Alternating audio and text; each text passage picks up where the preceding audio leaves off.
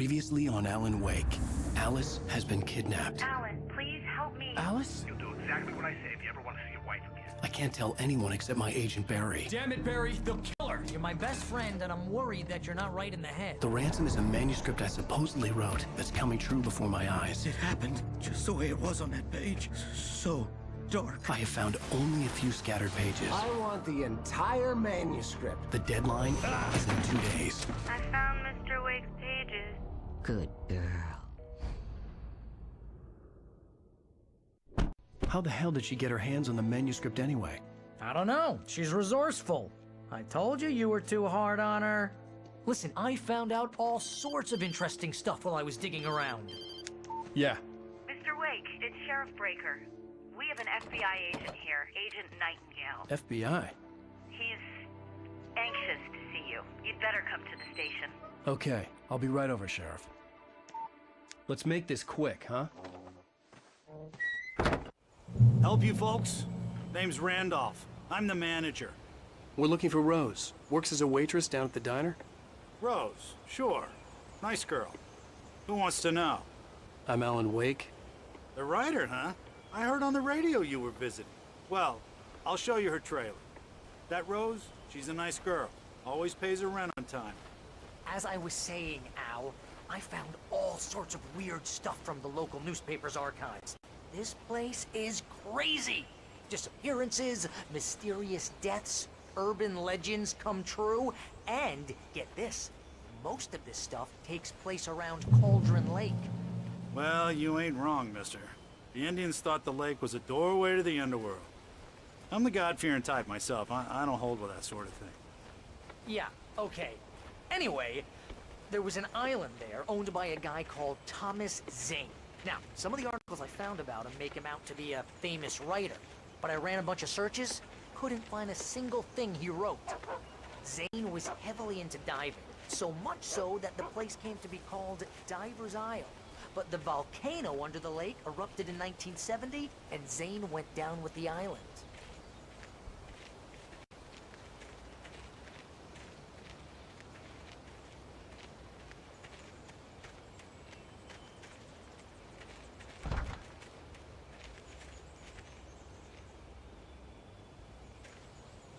It gets better. A local girl, Barbara Jagger, drowned in Cauldron Lake just a week earlier. They were lovers.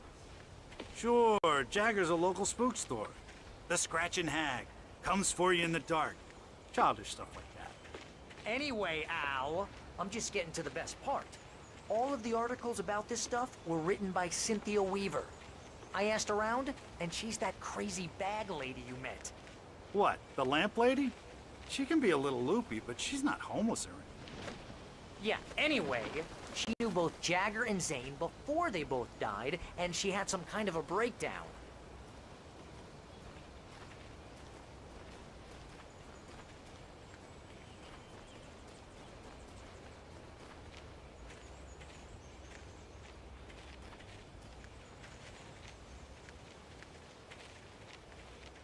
Well, mister, this here's Rose's trailer. You mind me asking what you want with her? We're just here to talk to her, pal.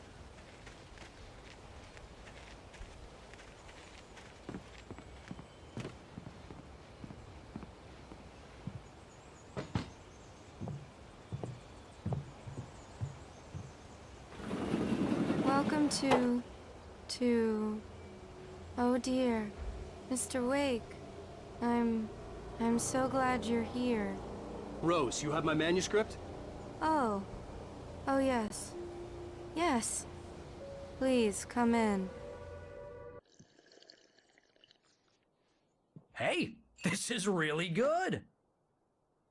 Rose, Yes, my manuscript. I really need it. I understand. I know what you need. A muse to inspire you. Oh, for Barry. She doesn't have anything. Yeah, hey, Al? Al, what's... Oh... Barry! What? What?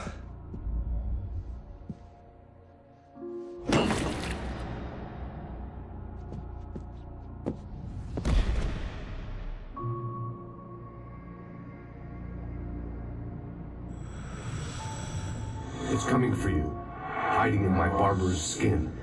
I'm too weak to stop it. You must turn the lights on. I promised I'd come visit you and your lovely wife. You must finish what you started. I insist. You must turn the lights on. Turn the light on. Back to work, boy.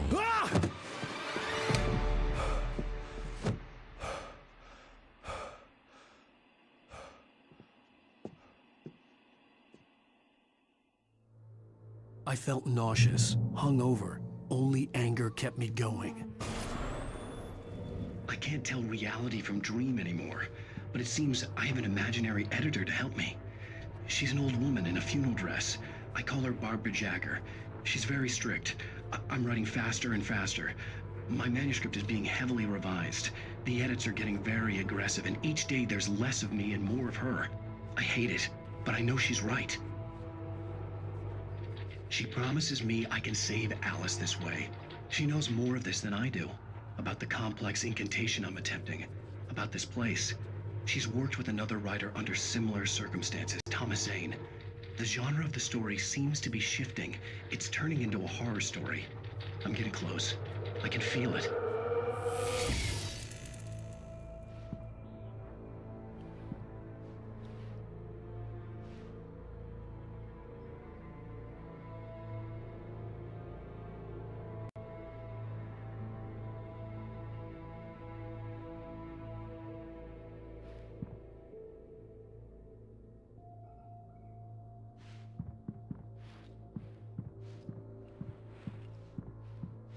Rose took a day from me. I had less than 12 hours left to meet the kidnapper.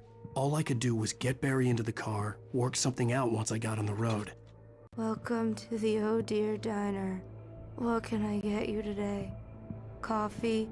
I couldn't work up much hate for Rose. Something had used her to get to me and left its mark. First refill is free. Milk and sugar on the counter there. Would you like to hear today's specials? Thank you. A nice day. Come back soon. Barry was out of it. He was way too heavy to carry. My gun and flashlight were gone. I'd have to find a way to get Barry into the car as quickly as possible. There was no time to waste.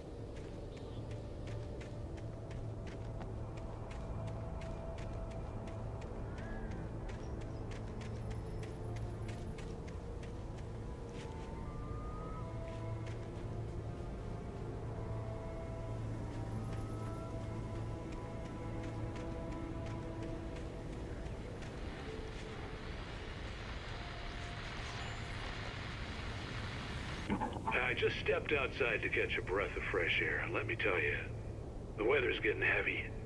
Nights like this make me especially glad I'm here talking to you and not home in bed. Once the weather takes a turn like this, I can't sleep at all.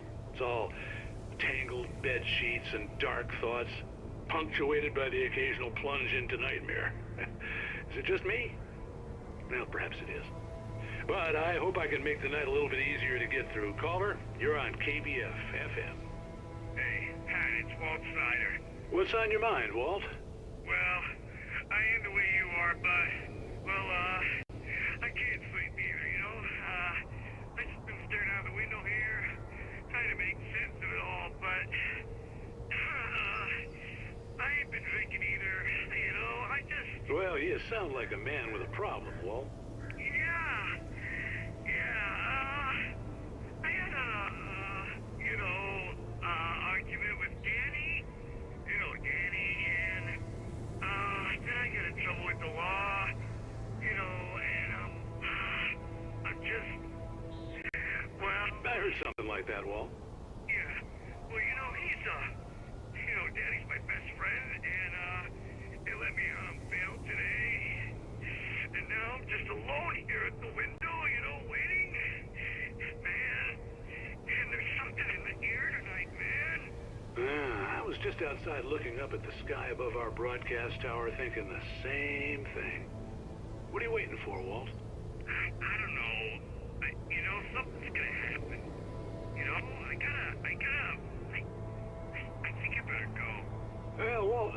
maybe... No, thanks, Pat. Well, good luck to you, Walt. Hang in there. Let's take a little break, folks. This weather's really something else, huh?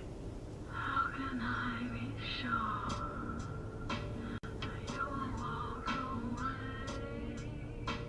Why'd you lose deception? Love you never been way. How can I be sure the safety of your heart doesn't suffocate me for all the day you do?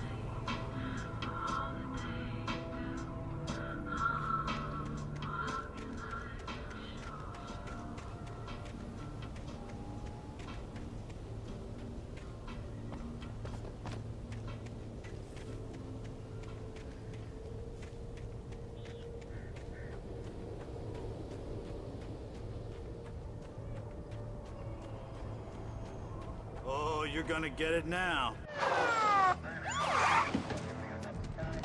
God knows what you've done to that poor girl. This is Agent Nightingale, FBI! Get him up, Hemingway! You're under arrest! You move a muscle, I'll unload right in your goddamn face! Stay right where you are, Spillane!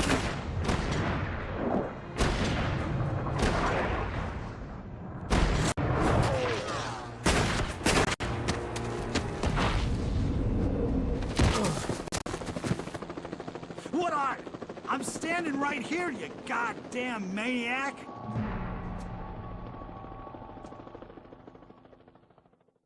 I hated to leave Barry behind, but there was no way I'd miss my appointment with the kidnapper.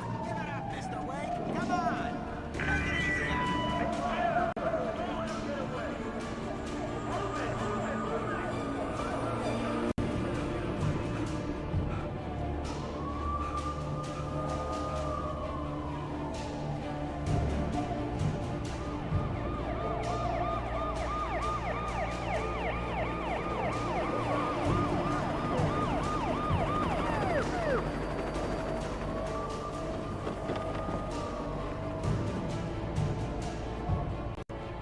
There he is!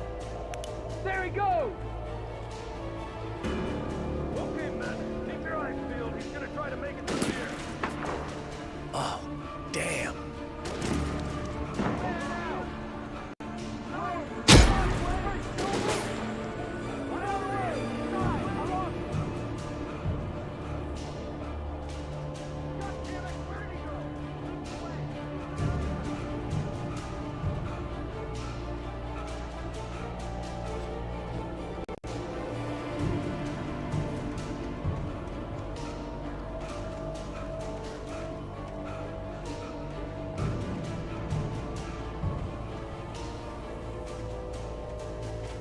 He's gone! Come on, guys. We need to head him off. Mr. Randolph liked Rose. That little smile she had. How she was still sweet when life had tried so hard to make her bitter. It wasn't any of his business what she did in her trailer. But those strangers, the writer and his smart-ass sidekick, looked like trouble. And they'd been in there for hours, way past her normal bedtime. He reached for the phone and called the sheriff's station. For decades, the darkness that wore Barbara Jagger's skin slept fitfully in the dark place that was its home and prison. It was hungry and in pain. It dreamed of its nights of glory when the poet's writing had called it from the depths and given it a brief, terrible taste of power and freedom. The rock stars had stirred it from the deep sleep the poet had sunk it back to in the end. When it sensed the writer on the ferry, it opened its eyes.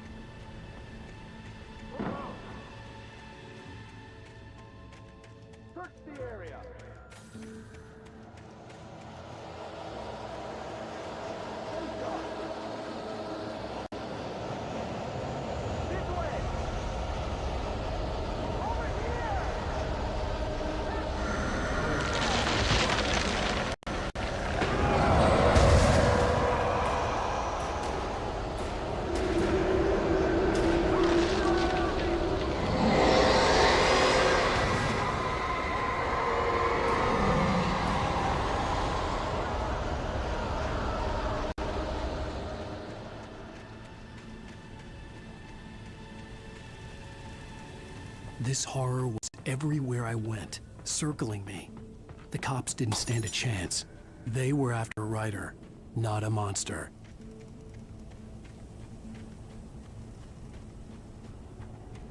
Sheriff Breaker, this is Agent Nightingale. I've lost contact with Wilson when you assigned to me. It's Wake's doing.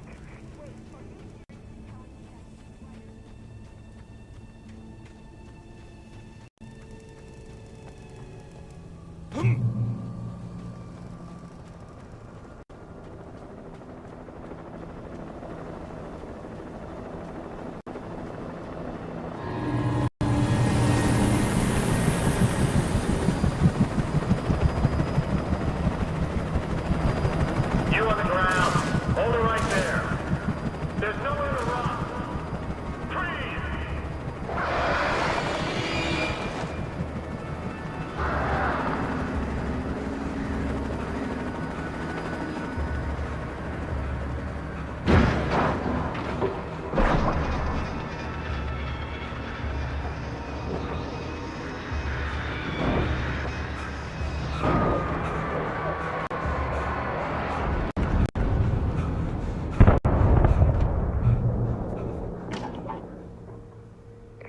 This is James. Mulligan, Thornton, come in. Over. Thornton here. Jake, we got both Wheeler and Rose in custody. They didn't put up a fight or anything. Why, they were... Hey, what are you doing? Come on! Sit down and give me that. Jane, Mulligan here. Over. Go ahead, Mulligan. Over. We got Wheeler and Rose here. Wheeler's drunk or hopped up on something. Speaking of which, that Fed had a pretty distinctive whiff of Otis Scotch about him, if you know what I mean. Over. I don't have anything on that, Deputy Mulligan. Over. Well, whatever. Anyway, Rose is just being plain weird here. You better get Doc in to take a look at both. Over. Gotcha. You better get them here quickly. The Fed's gonna want to interview Wheeler. Over. Oh, yeah, I'll bet he does. Looks like they have a lot in common. Mulligan out.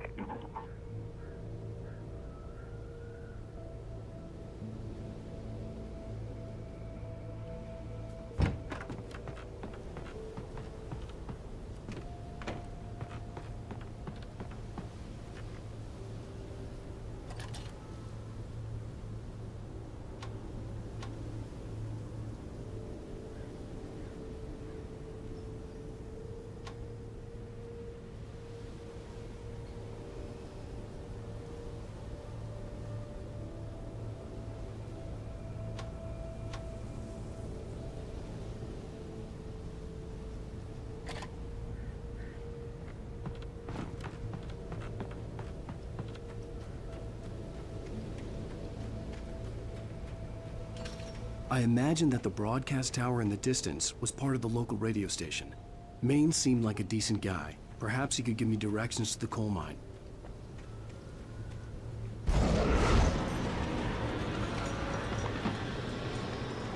Unnatural shadows clung to the gate. The darkness that was after me was trying to stop me. I wouldn't get through without a light.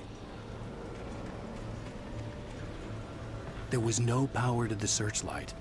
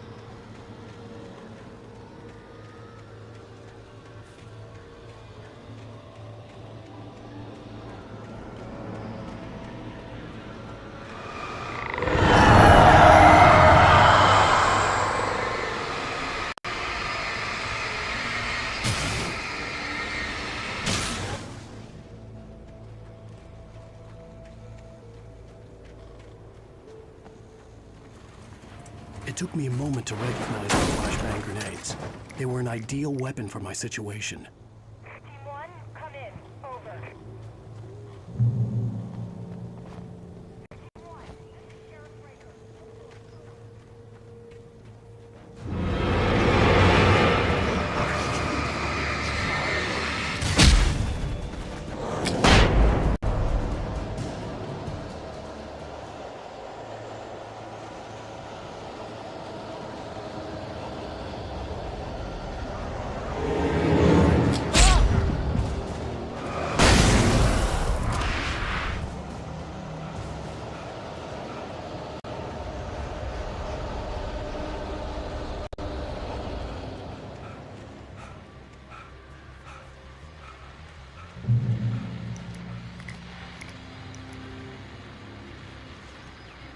And here's another call. You're on KBF-FM with Pat Maine. It's Milt Peabody, Pat. What's on your mind, Milt? Well, I live near the trailer park, Pat, and there's a big ruckus going on over there. Well, that's just up the road from me, too. What's going on, do you know? I don't know, but there's a bunch of police cars there, lots of sirens, helicopters buzzing around, and I think I heard some gunshots. Gunshots? Yes, sir, like from a pistol. So can you find out what's going on? Because it's just next door and they're popping off guns there. They're still shooting? No, it was maybe 10, 15 minutes ago. It sounds serious, Pat. I'm telling you, it don't sound like no party.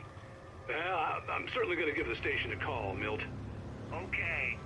You'll hear it here as soon as I hear from them. Okay, thanks.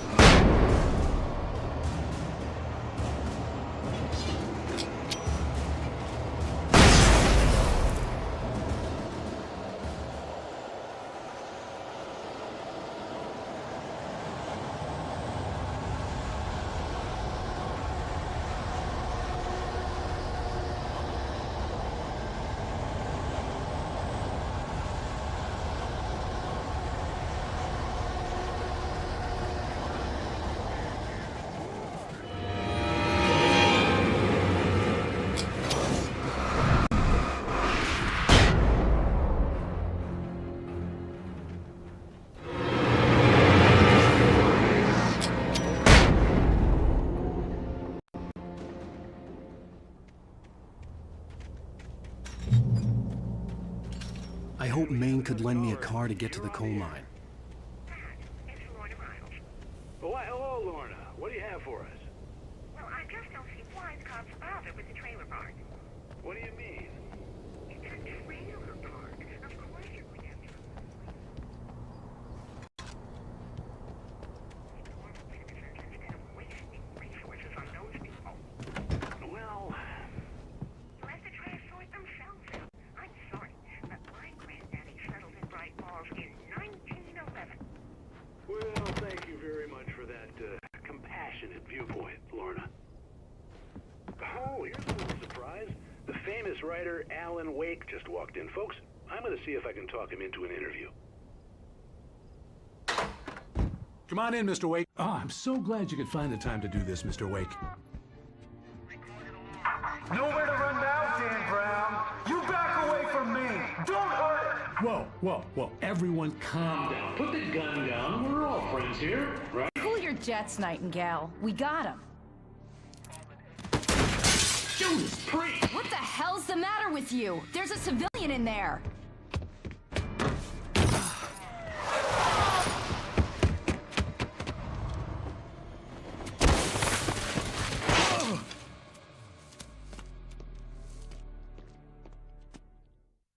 I'll get you yet, even if it kills me. You hear me? You hear me, H.P. Lovecraft? I had fallen off so many cliffs it was ridiculous. That's what you get for naming a book The Sudden Stop. It was probably good I hadn't had the chance to tell Maine where I was going. Nightingale stared through the broken studio window into the dark woods. He turned around, started to walk out, but Maine grabbed his arm. "Young man, you almost shot me. You don't shoot off rounds at people like that. What's the matter with you?" Nightingale shook his arm free.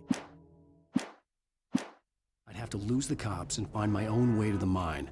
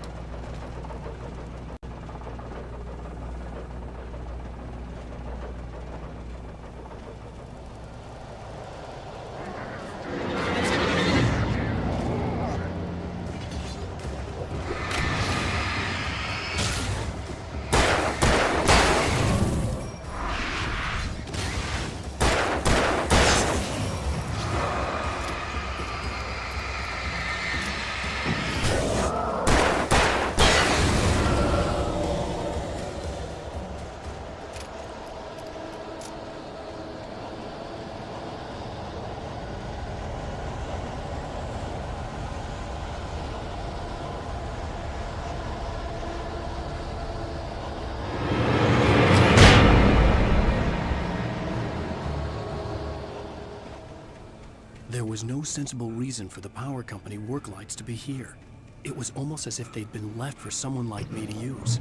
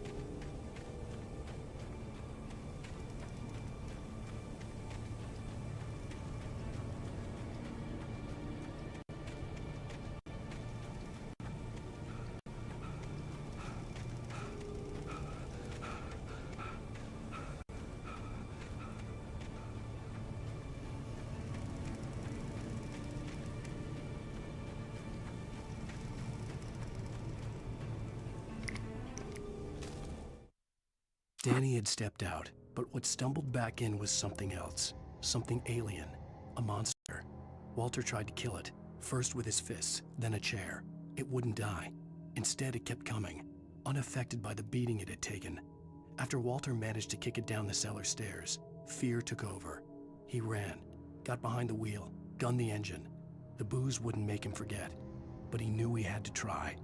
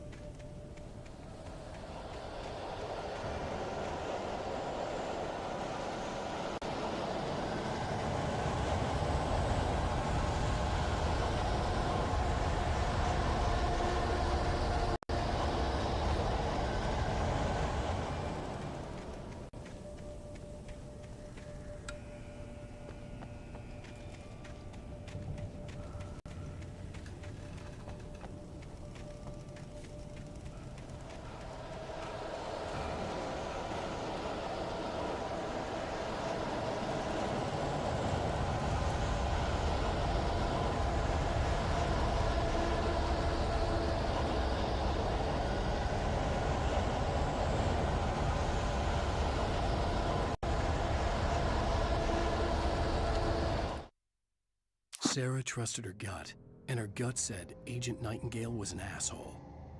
He felt wrong, and it wasn't just the smell of stale booze. It was in the way he flashed his badge, pulled rank, the look in his eyes when he wanted answers. Where was Alan Wake? What was this about an accident? Where was his wife? And most importantly, why did she let Wake go? He wouldn't answer her questions. Federal business was all he'd say.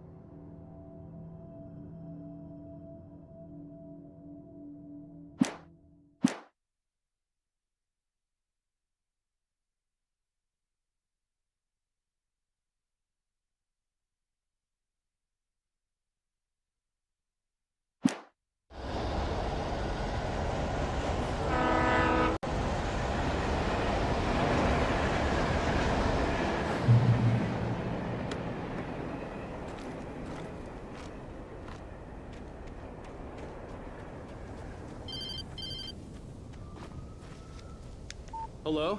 The most stubborn man I've ever met. Alice? Alice? Alan. Alan. I'm so afraid. It keeps me in the dark. Please help me. I look at you, Alan, and it's not you. It's something else. Looking out from behind your eyes. Alice, I'm here. I'm so alone here. It's all gonna go to hell.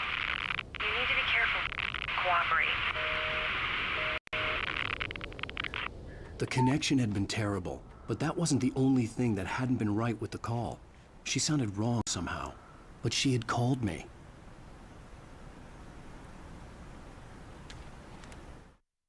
The pipe wrenched itself loose from the bridge's steel framework. Wrapped in darkness, it floated in midair, twitching. For a moment, I didn't understand what I was looking at. The heavy object lurched at me with impossible force. I threw myself out of the way, but just barely.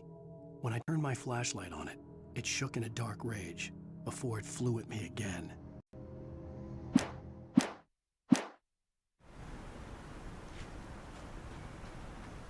I could see a railway bridge up ahead and a warehouse of some sort on the opposite shore. I hoped I could find a car from there.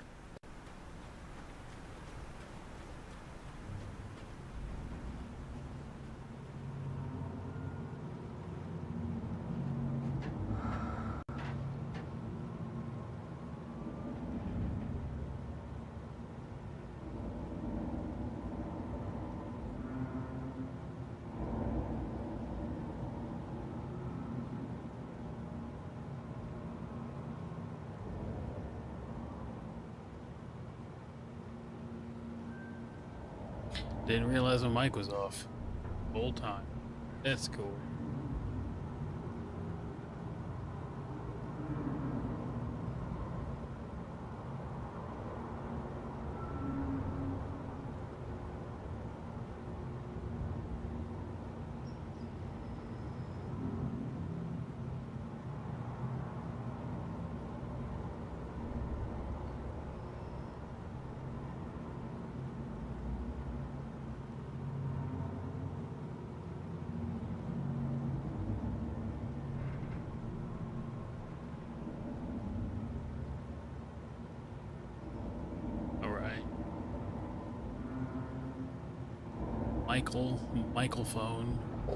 Michael phone works. That whole time I've been streaming without a mic on. That's cool.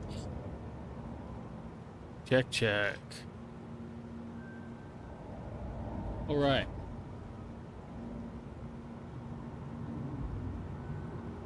Let's try that again. Start the whole stream over. Just kidding, that'd be a terrible idea.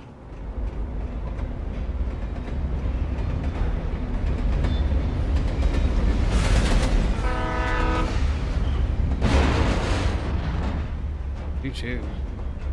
The darkness that was pursuing me was growing stronger, and it was taking over everything in its path.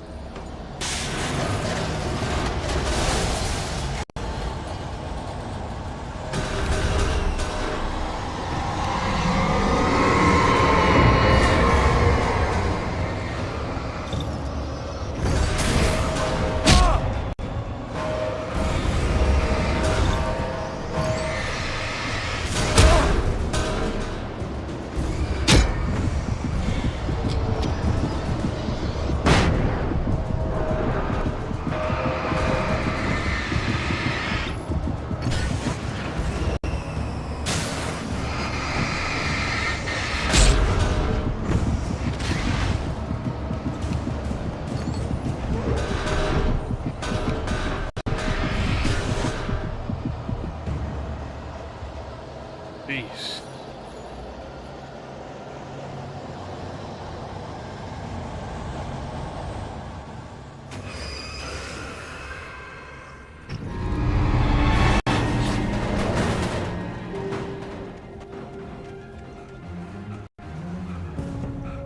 Those inanimate objects gave me a beating.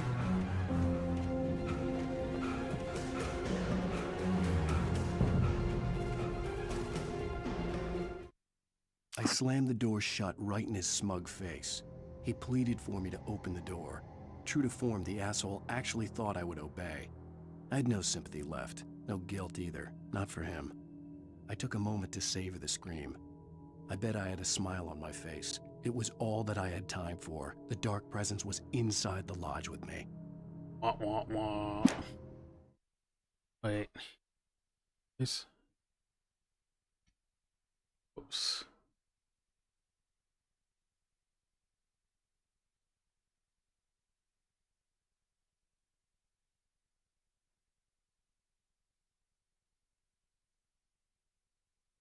Okay.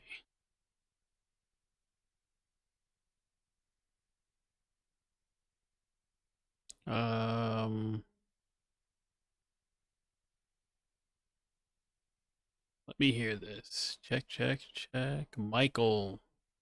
Okay. Looked like it was being a little weird.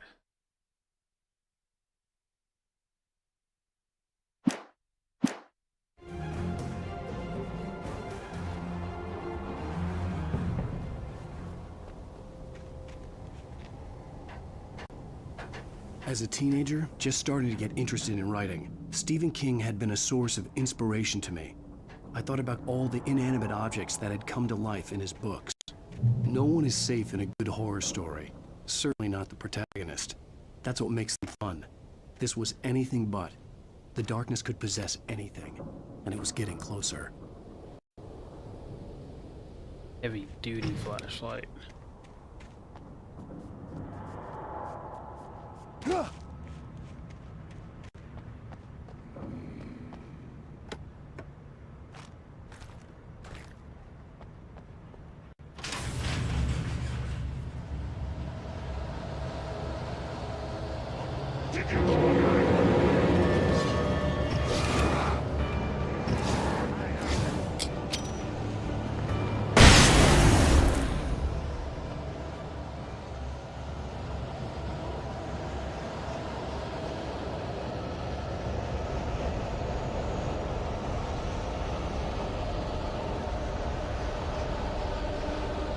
I think that was not the last one. Yeah, all I got is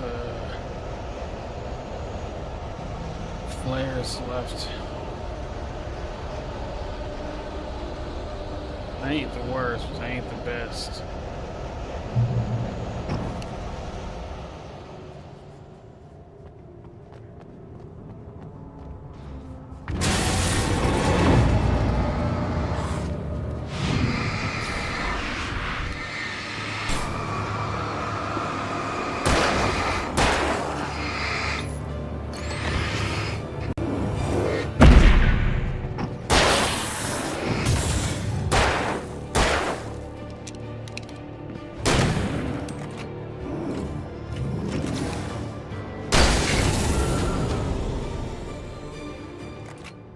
Right.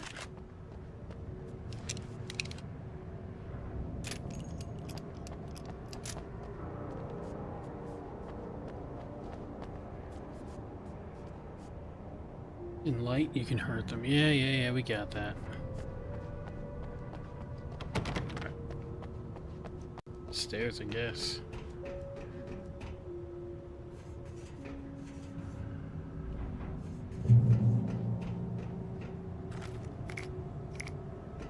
Guess I better start using some flares.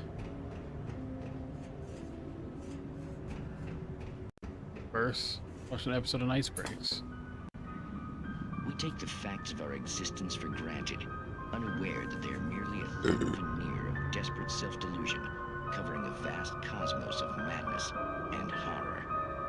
All too often, the stars are right. In Night Springs. Tonight's episode, A Family Occasion. Journalist Alvin Derlis' trip to study the local customs of an insular community in Night Springs has been less than successful. Until tonight.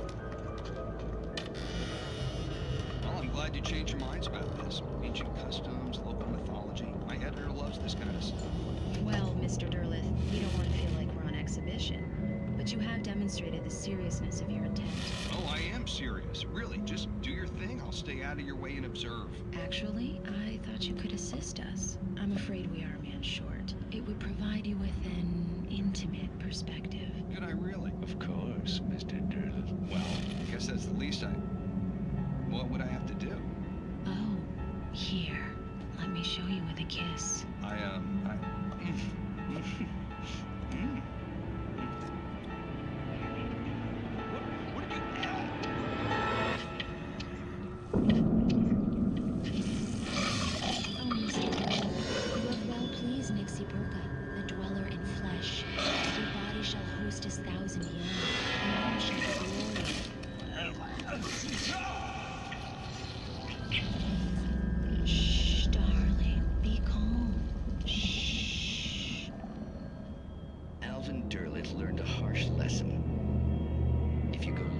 mythology, it may come looking for you. And such quests always bear fruit. Night Springs.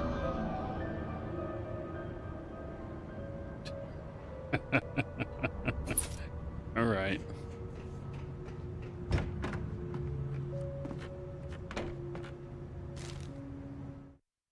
The darkness surged towards me, sucking everything loose from the ground into its depths, tugging at my clothes. I saw the flare the kidnapper had dropped and threw myself towards it just as I felt my feet leave the ground. The darkness embraced me with the force of a tornado. Somehow I managed to light the flare. The darkness roared and cast me away. I fell toward the dark waters of the lake far below.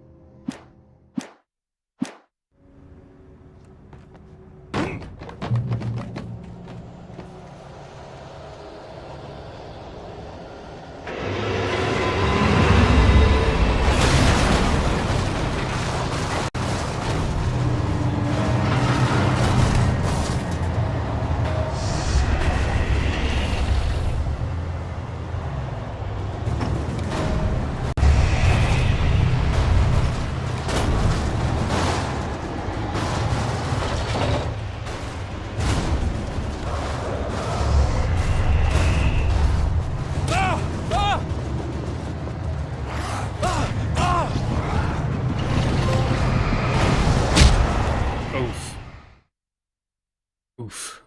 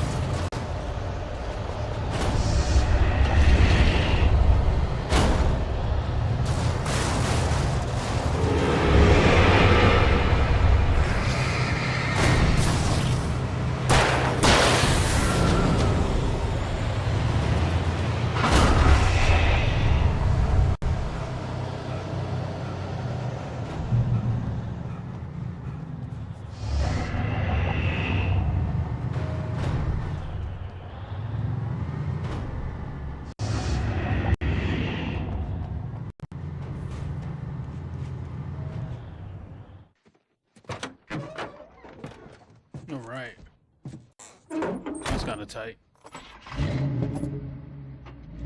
I had never been this glad to see the sunrise. I had a couple of hours to get to the coal mine.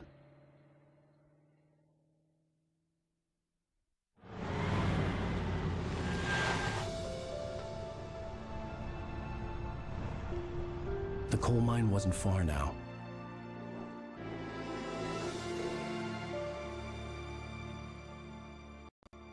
Just get to ride in daytime. Today, I would meet the kidnapper, and he would give me Alice. I wouldn't give him any other choice. A drowning man will clutch at a straw. Little by little, Without realizing it, I'd come to believe that the story in the manuscript was coming true. The current of its narrative had taken me deeper and deeper into dark waters. Alice had been taken from me. Barry was probably in jail. I was a fugitive from the FBI. The whole world taken over by the Dark Presence was trying to destroy me. It all felt real, but it matched a textbook case of insanity.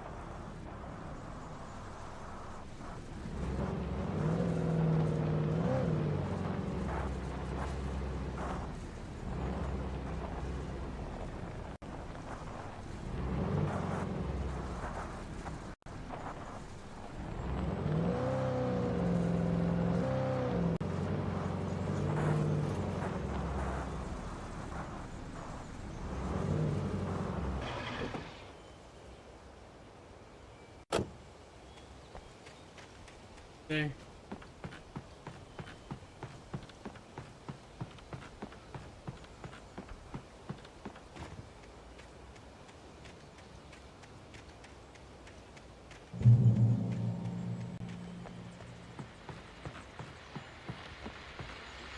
This is Pat Main, and you're listening to KBF FM. Folks, I want to apologize for kind of abandoning you to that looping music track last night, but I was detained. You see, I encountered a big-shot G-man with an itchy trigger finger who could use a lesson in manners and a boot in the ass, not necessarily in that order either. Now, folks, I know I'm not being very informative here, and I apologize for that. I really should just keep quiet, but I'm just so peeved right now, because some people just shouldn't be carrying badges. And I'm just glad that our Sheriff Breaker was there to straighten things out. And if someone I met last night is listening, let me just say, I'm sorry if my mouth got you in trouble. I'm pretty sure you're not the bad guy here. Godspeed, son. I hope you know what you're doing. Now, on a lighter note, I'll be talking to Dr. Nelson all morning. But first, a little music.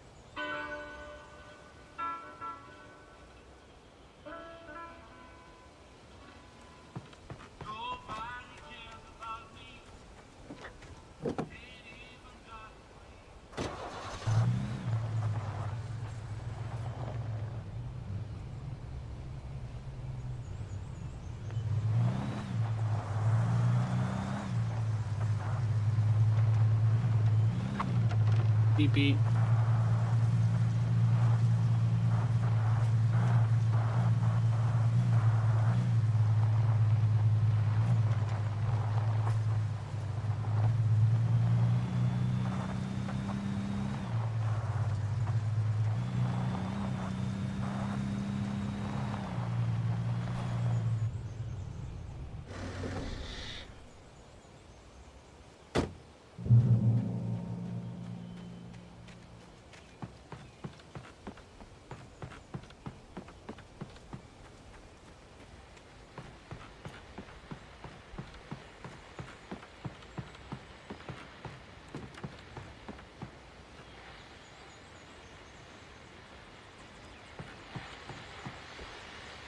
Welcome back to KBF FM.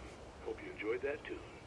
Now, Doc, you were talking about life and finding that special someone, that soulmate. Well, you were talking about that.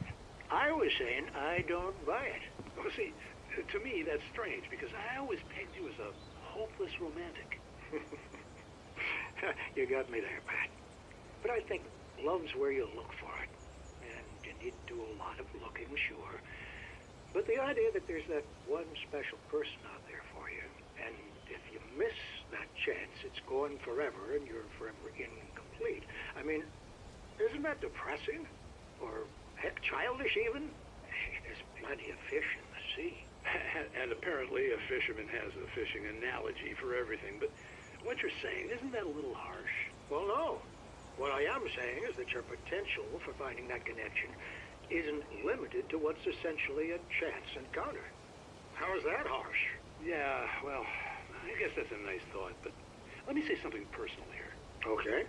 Now, well, I don't disagree with you exactly, but I can't really fit that together with what I feel, what I felt for someone, because she was the one. She was. And I let her drift away from me. Maybe I didn't put in the work, I don't know, but Well, since then, and it was a long time ago, but since then there hasn't been anyone, not like her. And I'm not saying I dwell on her or haven't moved on. I like my life. I'm not living in the past, but I do miss the way she completed me. You can't argue with the heart, Pat. I'm sorry, folks. I had kind of a scary experience last night, and let's just say it's shaken a few things loose.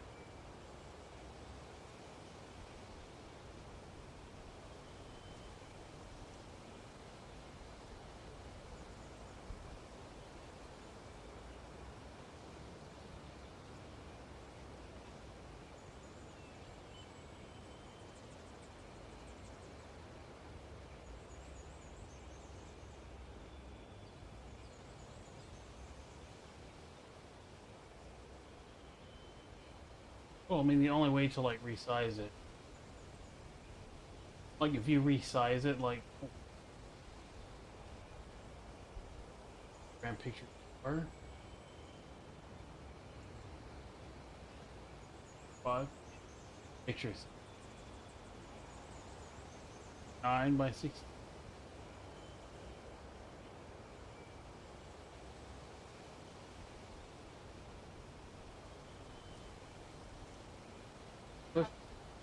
The button.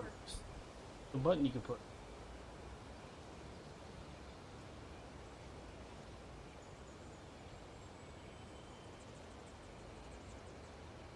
Multiple.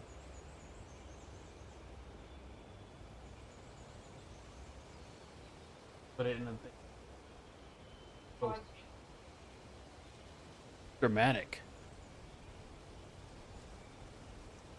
Dramatic. Thank you for the follow, Shadow Dusk. Alright, let's get back to Alan Wake.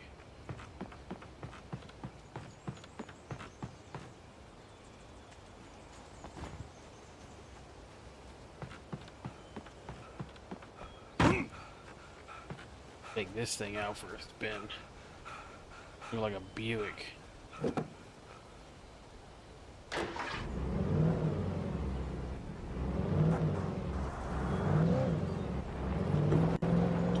You can really feel how hard they wanted this game to be an open world game in this section.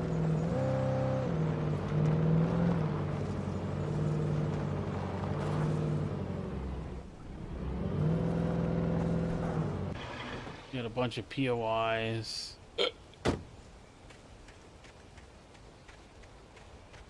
lot of cars to pick from.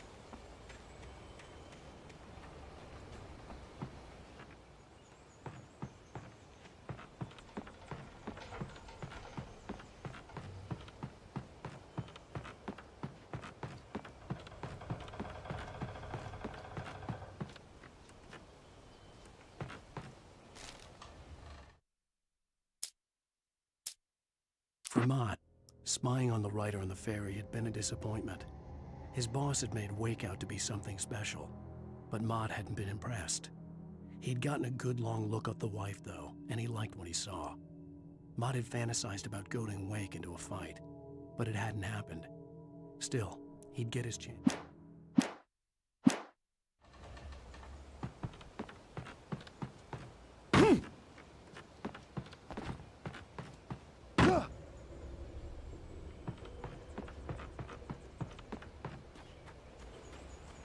Let's get back to the car.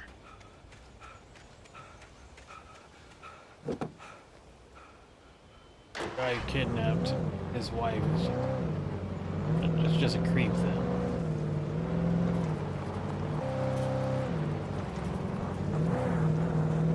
Drifts right there. Got park parking. I was early. I was supposed to meet the kidnapper at noon in the main building. The coal mine was quiet. It was a museum now.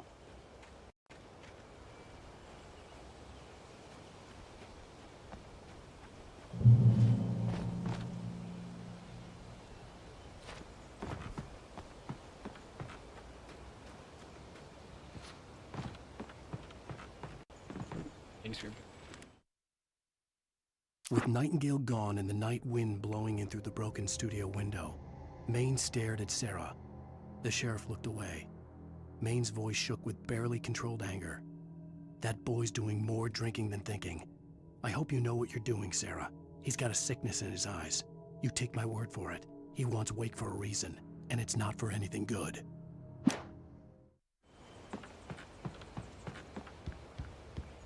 Remember how Nightingale ends up finding out.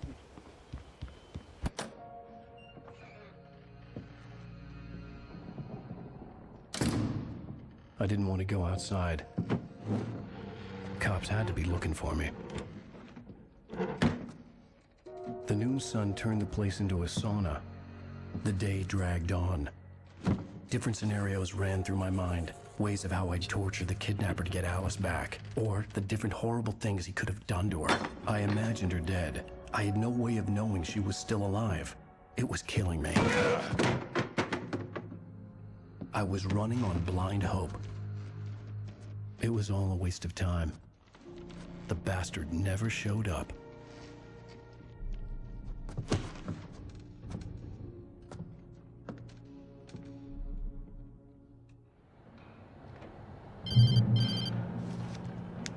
Wake! Where the hell are you? Change of plans. You know where Mirror Peak is? It's a big mountain north of where you are. You follow the path from the mine, you can't miss it. There's a lookout point there. I'll be waiting.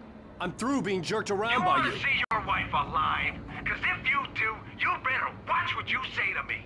Do we understand each other? I want to talk to Alice. Yeah, and I want the manuscript. Don't keep me waiting, Wake. Hello? Hello? Ah! I'm gonna kill it. Hell yeah. I had to get to Mirror Peak.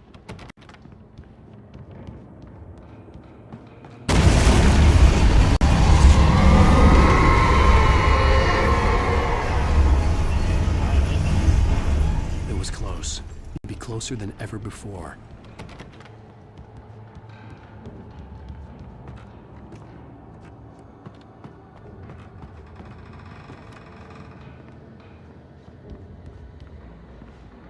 How the fuck do I get down from here?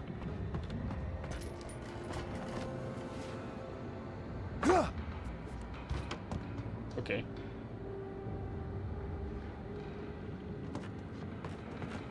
Fucking mess.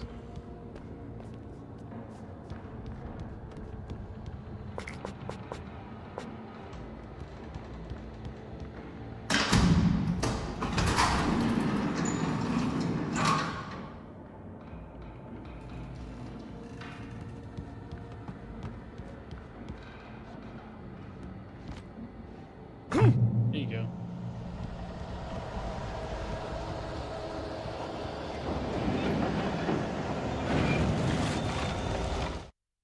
When Thomas Zane fell for Barbara Jagger, it happened fast.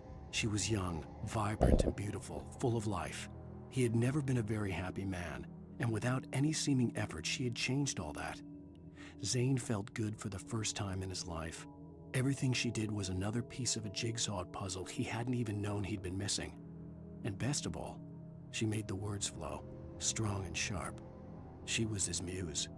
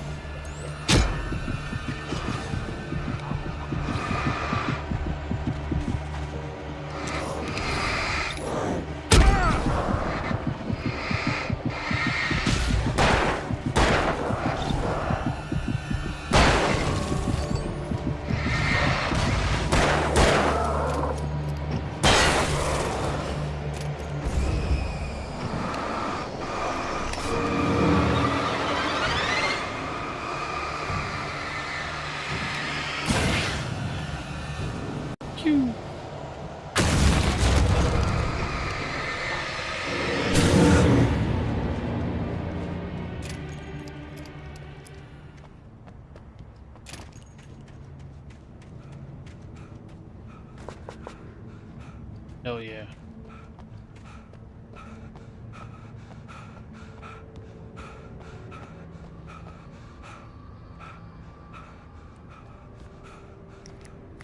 Oh yeah, the good stuff.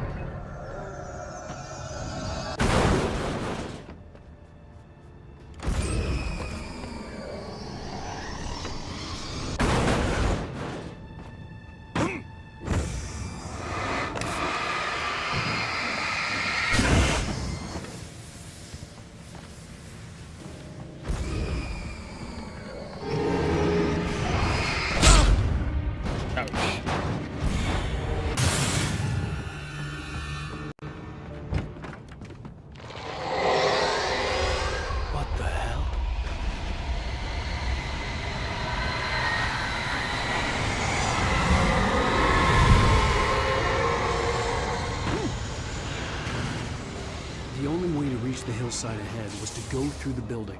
I had to find a way to avoid electrocution.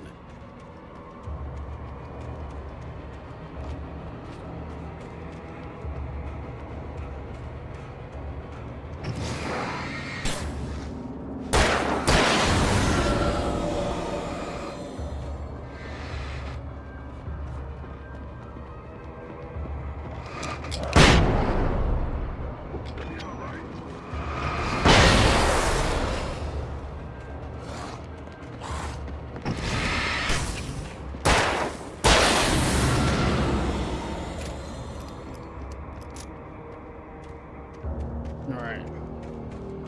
There's just too many dudes that had to do it like that.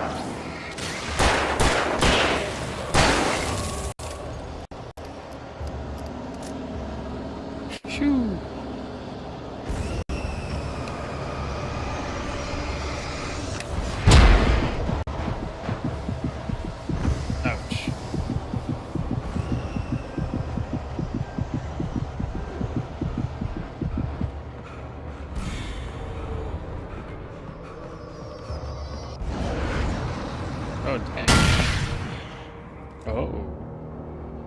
Hello.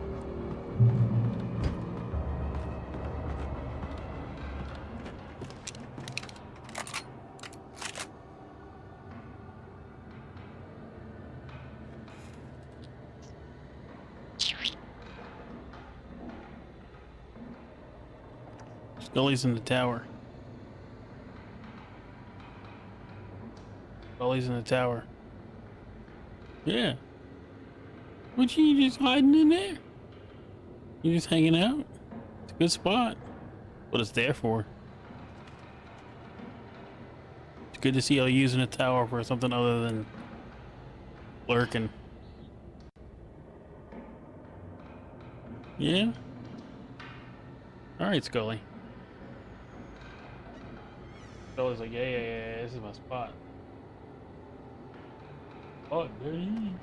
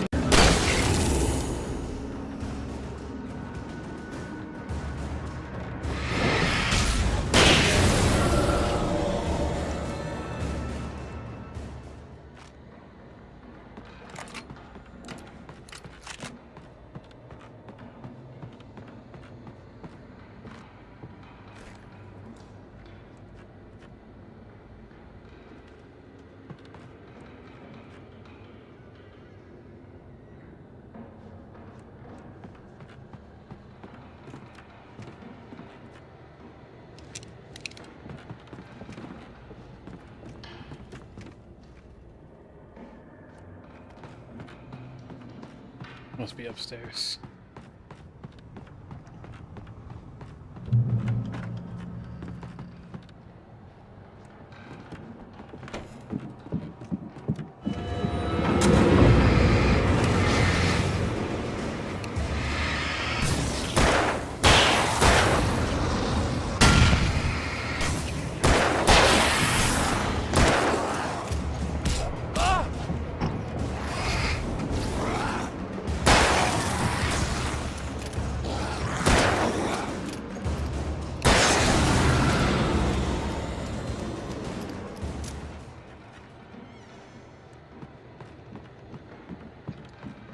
Trust no one in the dark.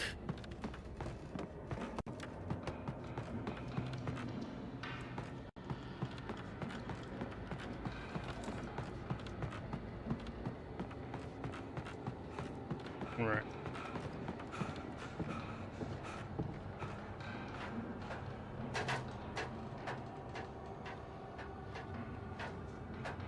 Oh yes, thermos.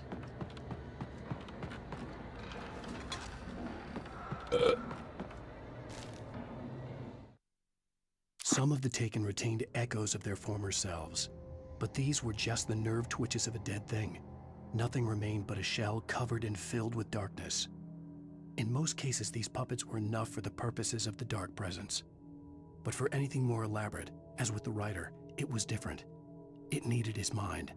And so rather than taking him over completely, it merely touched him.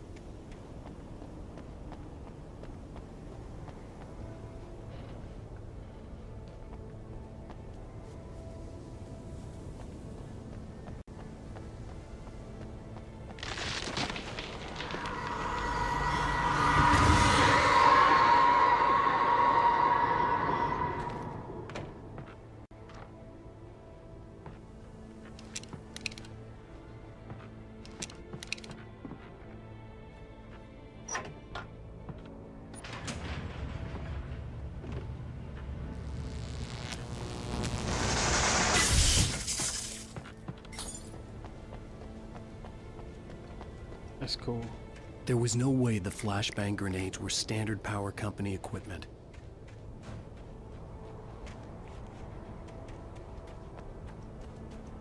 I don't think so either, Alan.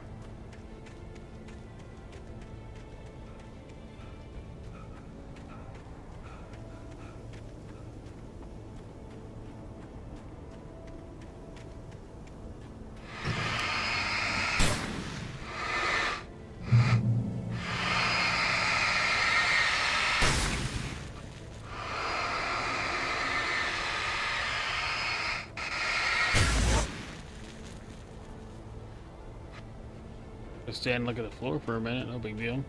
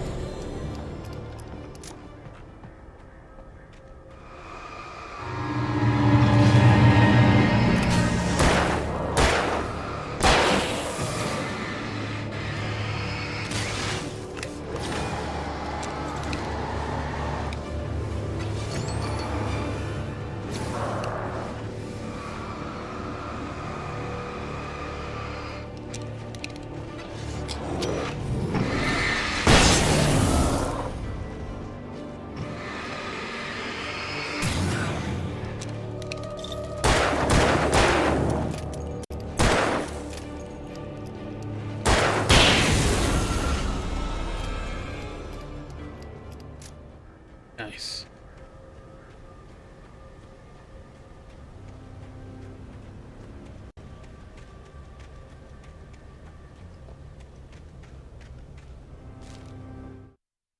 I stared through the bars of the jail cell. Barry stood behind me, swaying on his feet, looking as ill as I felt. Agent Nightingale stood on the other side of the bars with Sheriff Breaker. Nightingale had a stack of manuscript pages in his hand. He seemed unhinged as he gloated. Well, I've got you now, Raymond Chandler. It's all here. All the evidence, including conspiracy to murder a federal agent.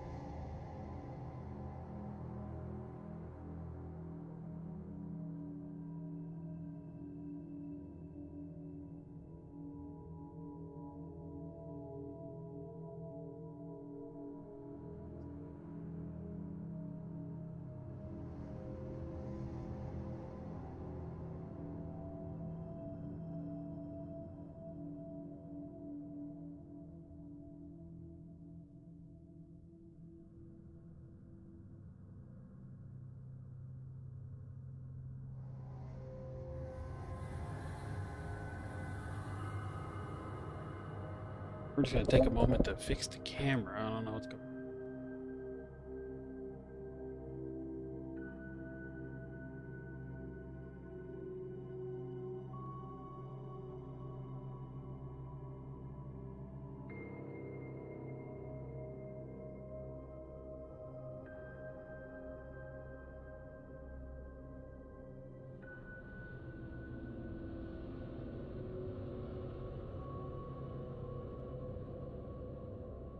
Interesting.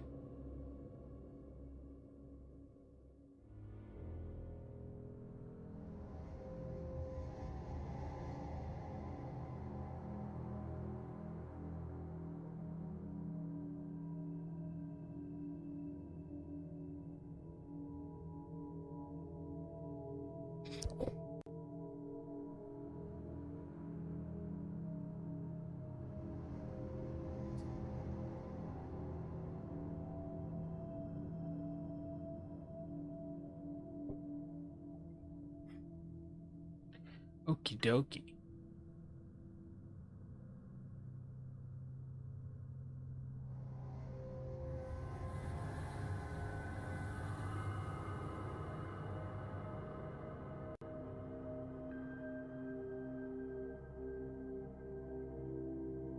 Right.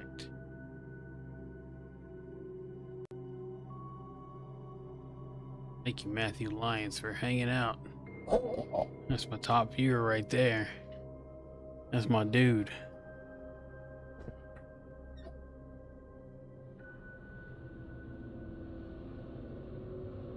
Post. Gets me through the night. Right. Let's press on.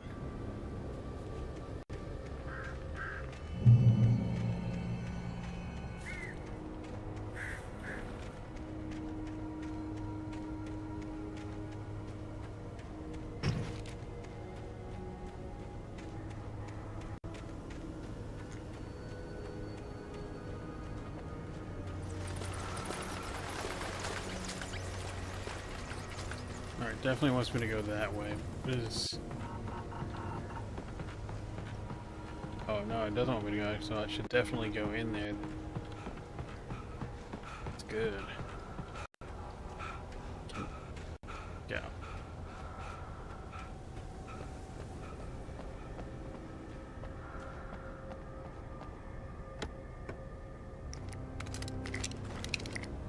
Yes.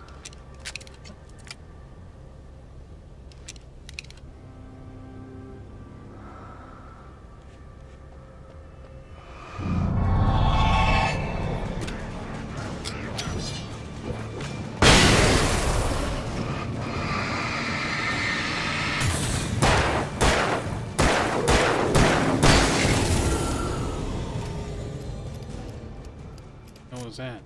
Why did they kill him?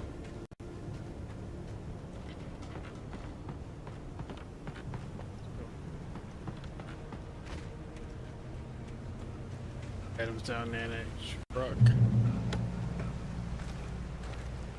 Lock me up, Daddy. Lock me up.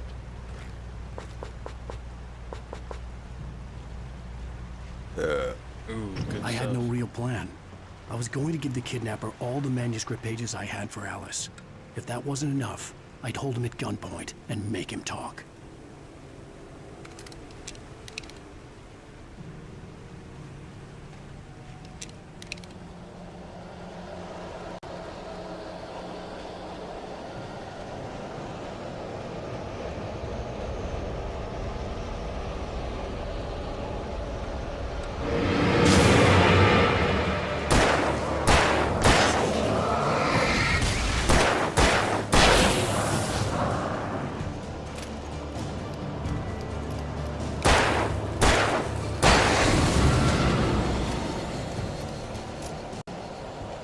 That's where you want me to go?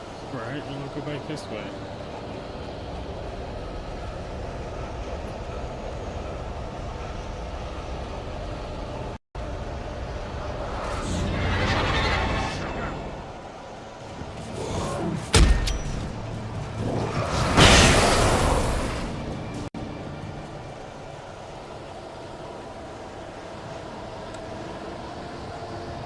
Okay, so both ways in the way, that's cool.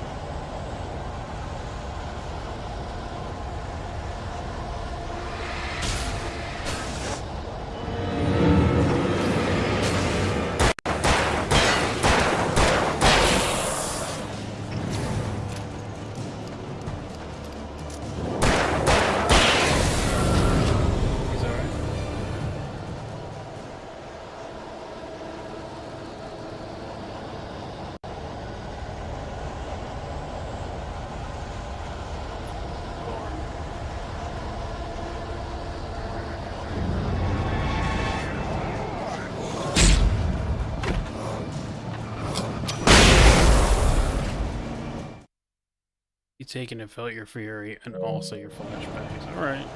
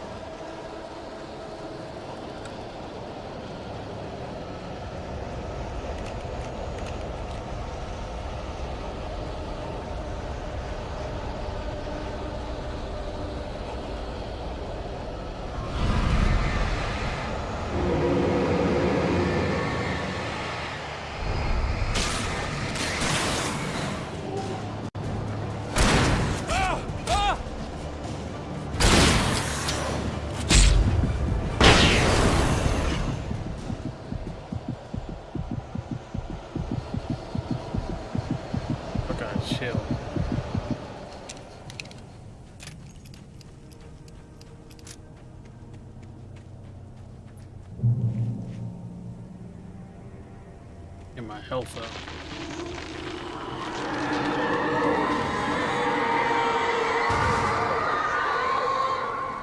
The dark presence was moving ahead of me in the same direction I was going. A cold feeling settled itself in the pit of my stomach. Was it going for Alice? The graveyard shift consequence.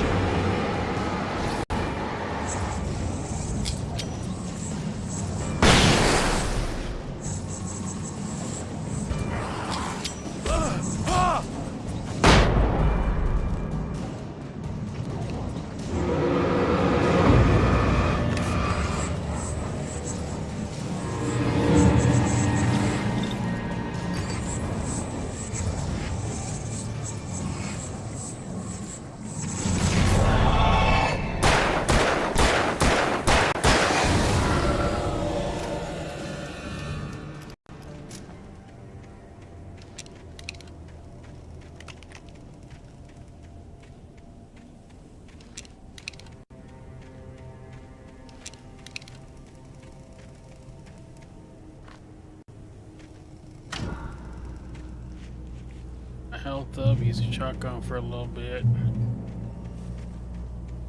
What is that little drum sound effect that just keeps playing?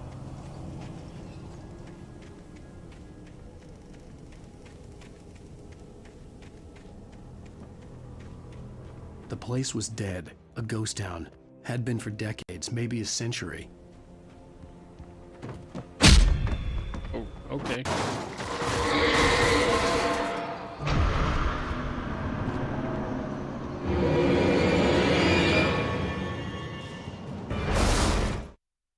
Things were never as simple in real life as in fiction. I had lost count of the times I had wished there'd be a clear reason for my writer's block. Something to fight, something to lash out on. There wasn't. I was filled with doubt. I was nothing like the hero in my books. Alex Casey had gone through his life with single-minded determination, never wavering from his goal. Even now, I was angry at myself, angry at Alice, angry at Barry. I was fumbling and I had no plan.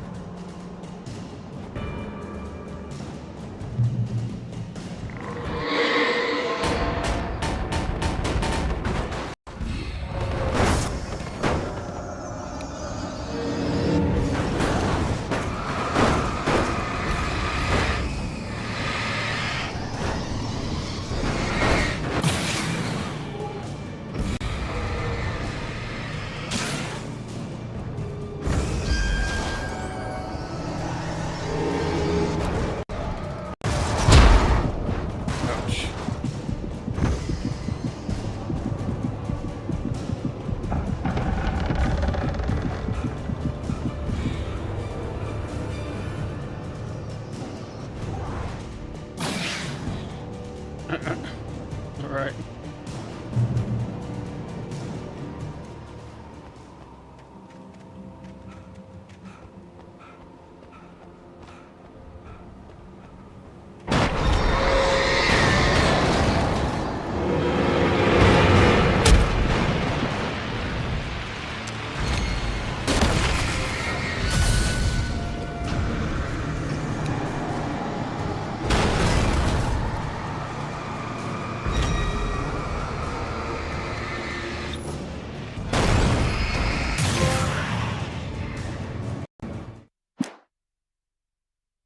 You made the train engine run out of steam. All right. These achievements are funny as hell.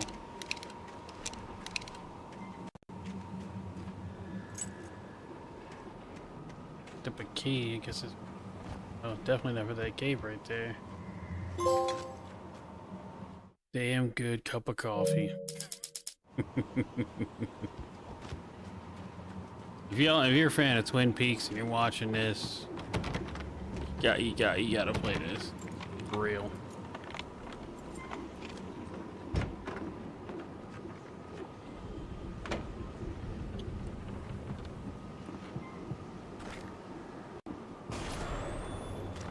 Anything outside of writing is a struggle.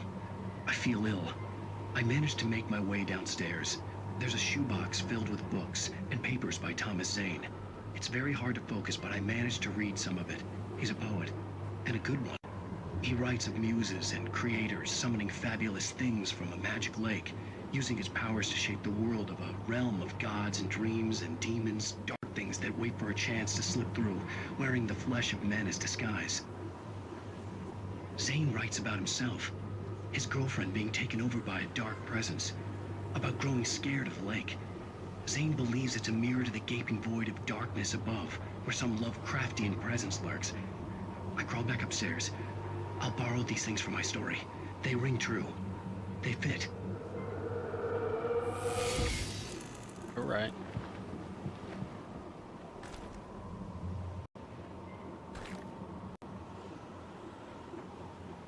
I don't know if I want to switch out from the shotgun.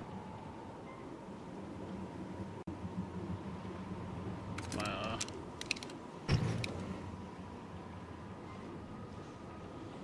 5 shots. I think I'm gonna stick with the pump action.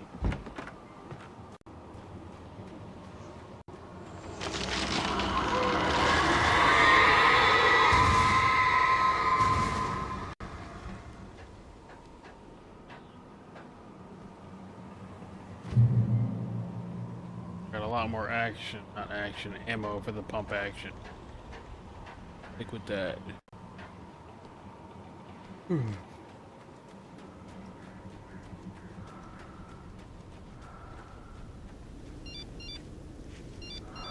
The kidnapper had sent me a text. The message was full of spelling errors and insults. It was telling me to hurry up.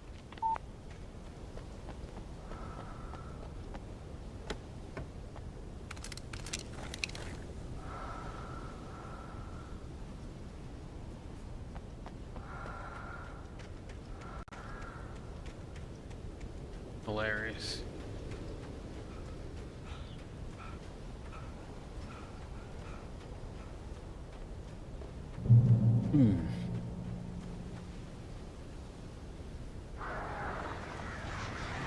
Birds.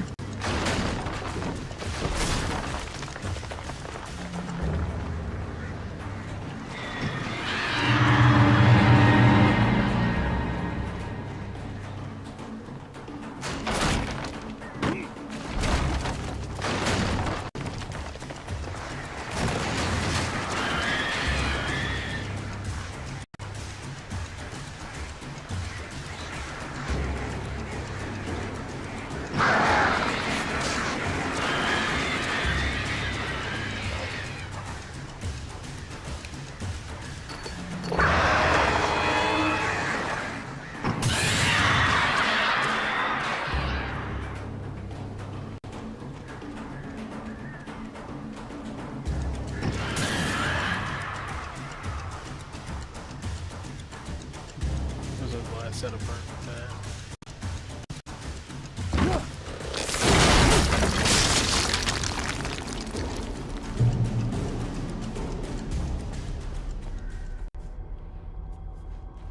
Exit the silver mine.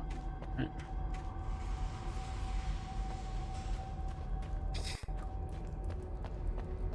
Ooh.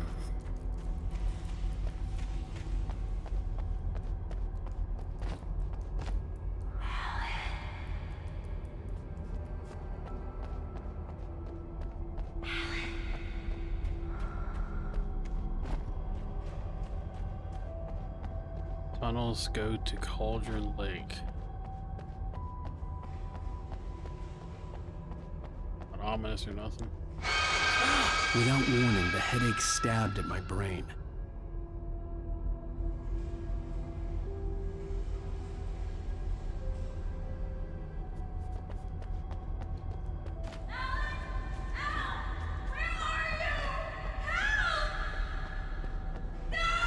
Alice?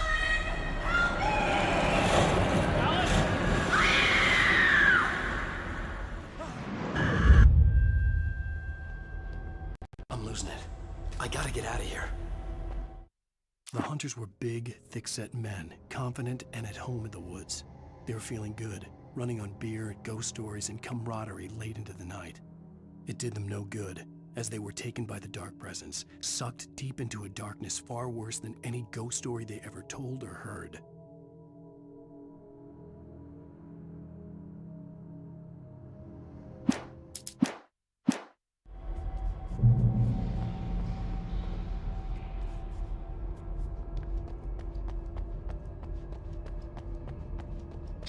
Or just an optional pathway. My quest to collect the notebook or the manuscript.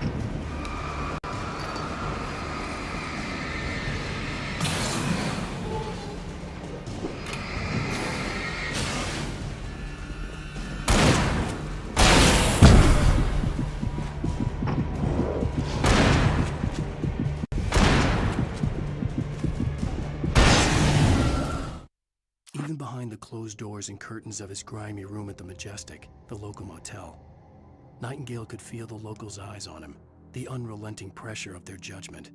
He forced it out of his mind. For all he knew, they could all be under Wake's spell already. You do what you have to do to get the job done. He took comfort from the bottle in his hand. Please, he thought, just let me get through this.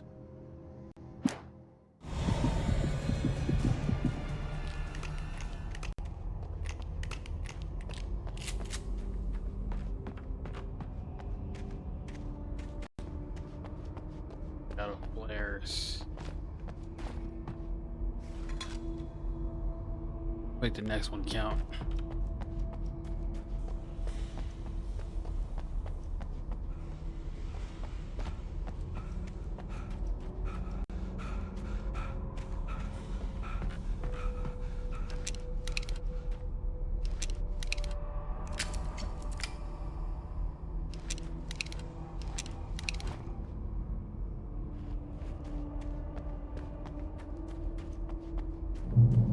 I'd have to make my way up this mine shaft in order to go on. Maybe the machinery could help me with that.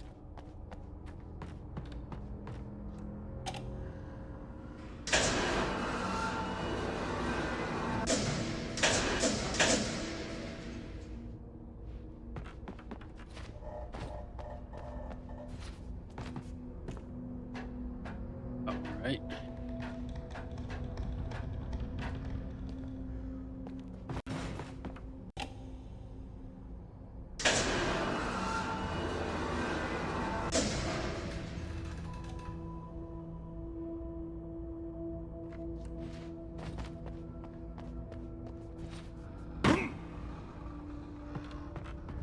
man said oomph.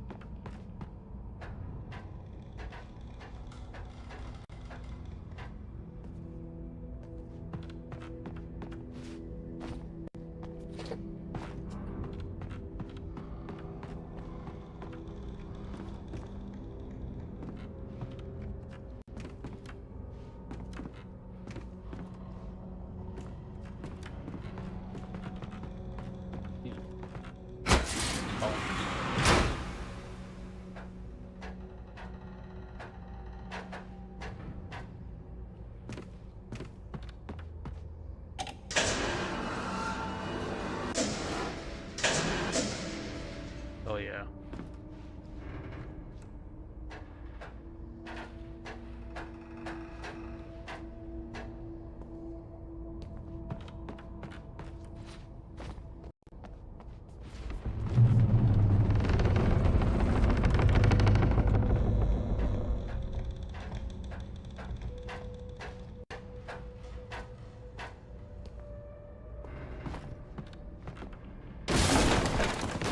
Just crumbles.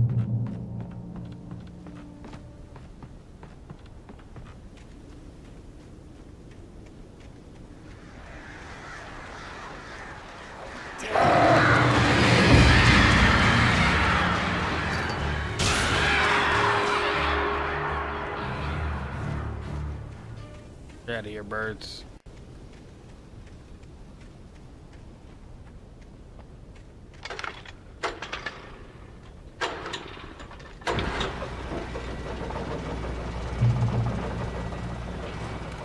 Oh, great. Another cable car. Just great. Oh yeah, bro.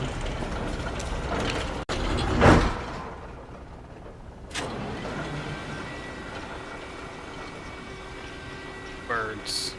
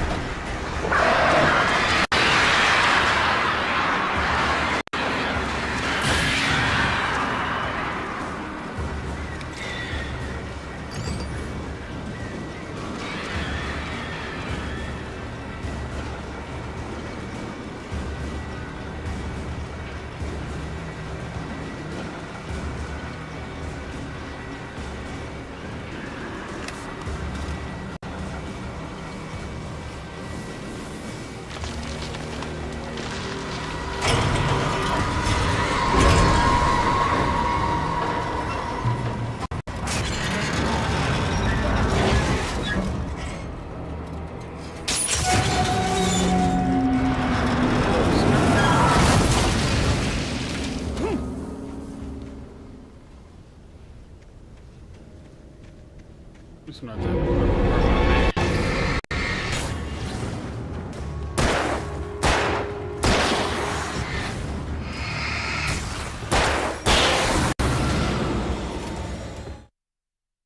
Capped 100 taking with her. Alright.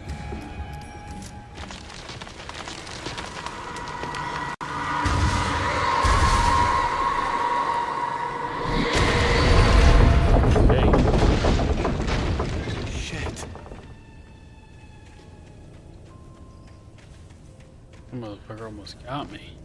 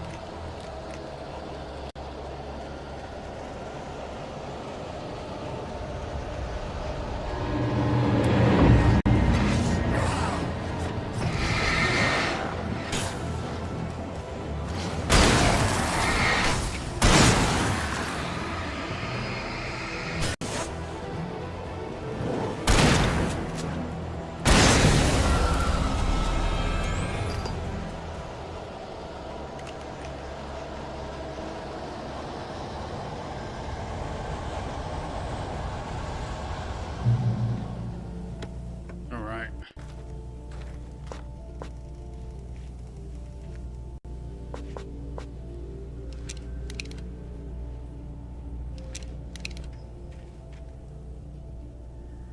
Eighth deepest lake in the world, Cauldron Lake, is a caldera lake formed in a volcanic crater.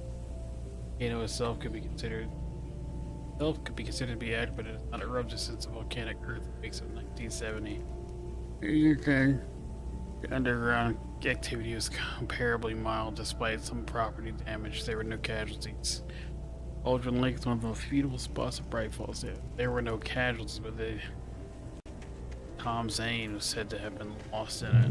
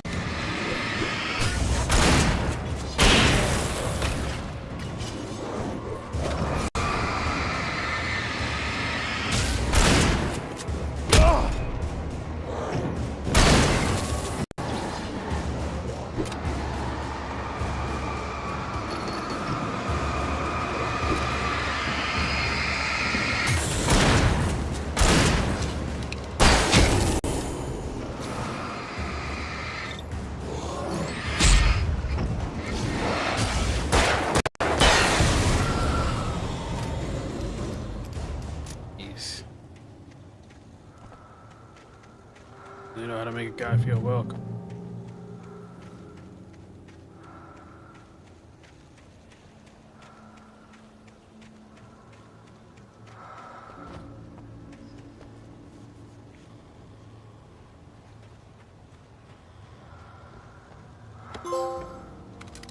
Finders keepers.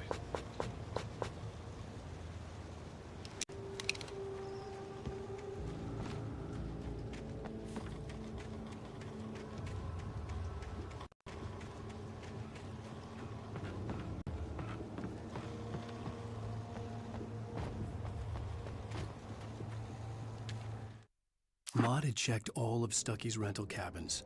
There had been no sign of the Wakes.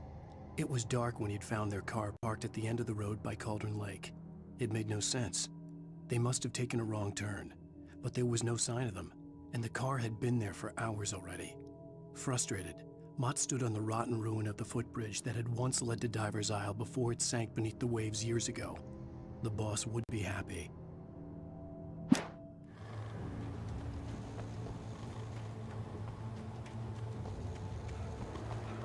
Must have been stalking us for a while, alright.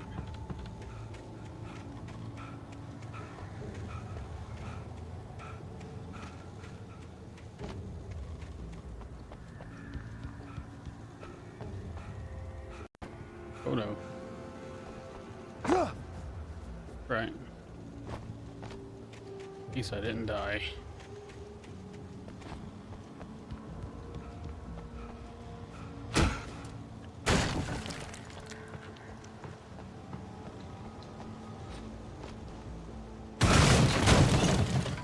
Why not just climb up it?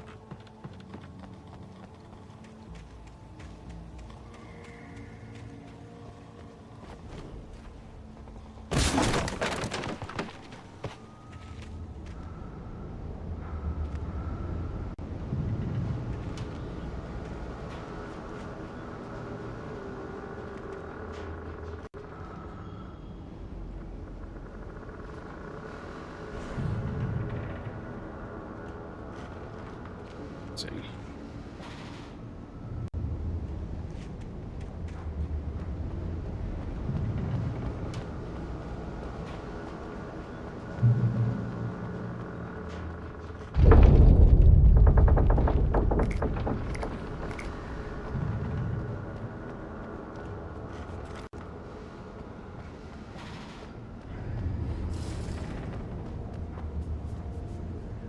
Come on, get up the stairs.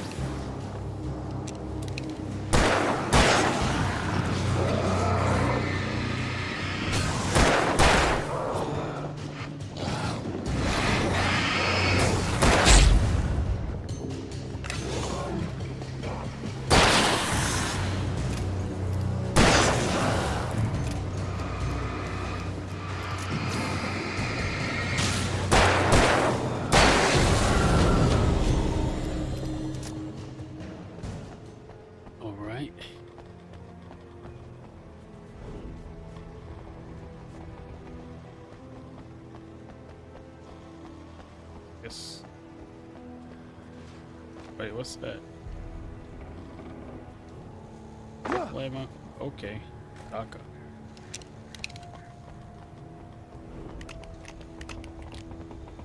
Now this.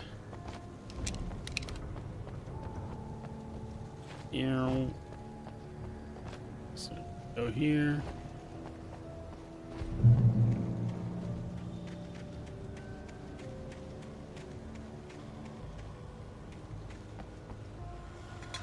Delicious thermos. I don't know what they do, but I'm collecting them.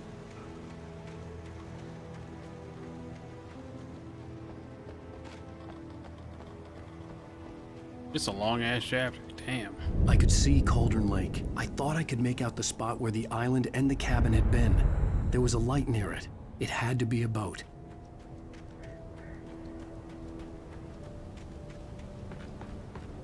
I was close now.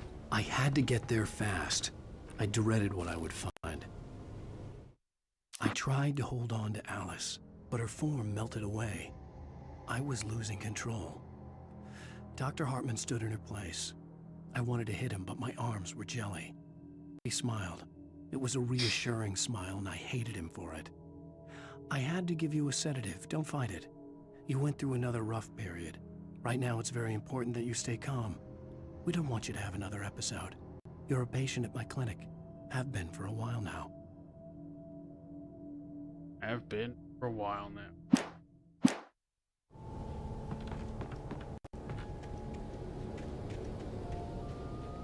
Wait! Are you? Wait! Hey, I'm here! I'm coming! No! Get away! Sorry. Please, late. The boss didn't know who he was messing with. I didn't know. I swear, I didn't know. We don't have a wife. We don't know.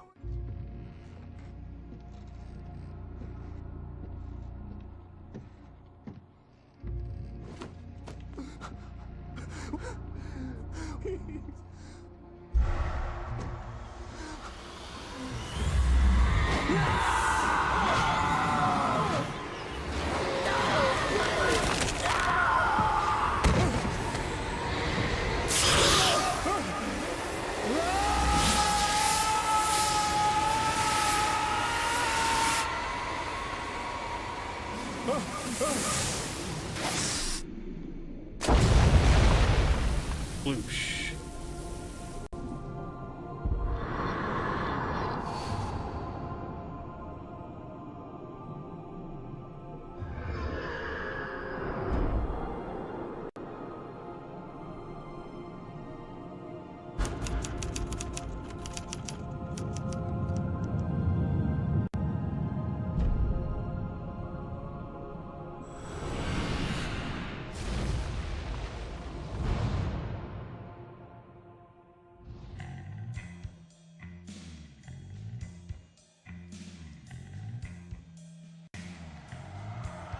I know it's cheesy and corny as hell, but I love that every chapter in like it's an episode of a TV show. And then if you save, leave the game, and then come back, it gives you a recap like a TV show, but you have to leave the game to do it. It's fucking incredible. It's like, wait, hey. My daddy did a jig with a drunk midwife. Who's that yonder hole in flames, dragging behind him a sack of chains? Who's that yonder hole in flames? Well, up jumped the devil and he staked his claim.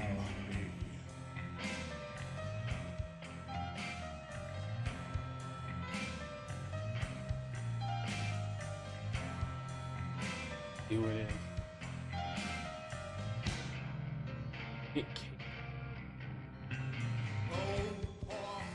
I was doomed from the start, doomed to play the villain's part. I was the baddest Johnny in the apple cart. My blood was black. Oh, they're an old band. They've been around like since 1983.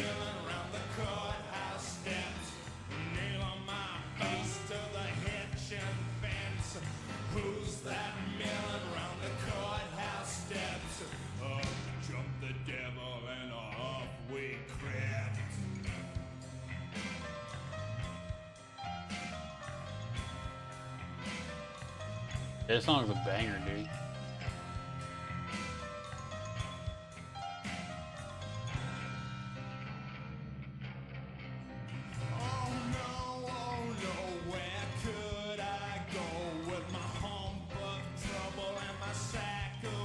Previously on Alan Wake, I'm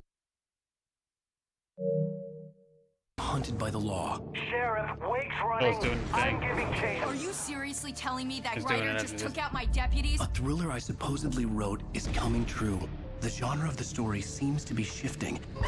It's turning into a horror story. I was told that Alice had been kidnapped, but that was a lie. We don't have his wife.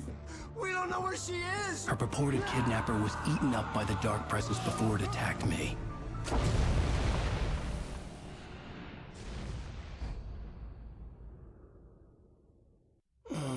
Alan, shh, baby.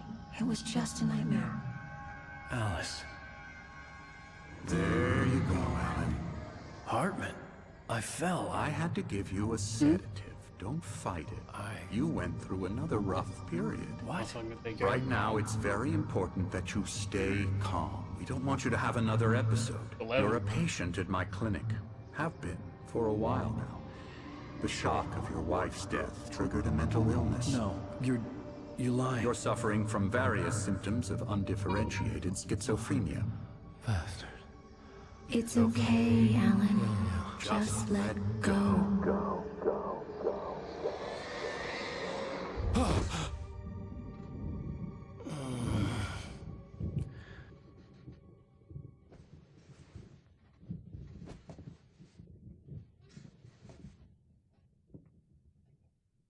I felt groggy.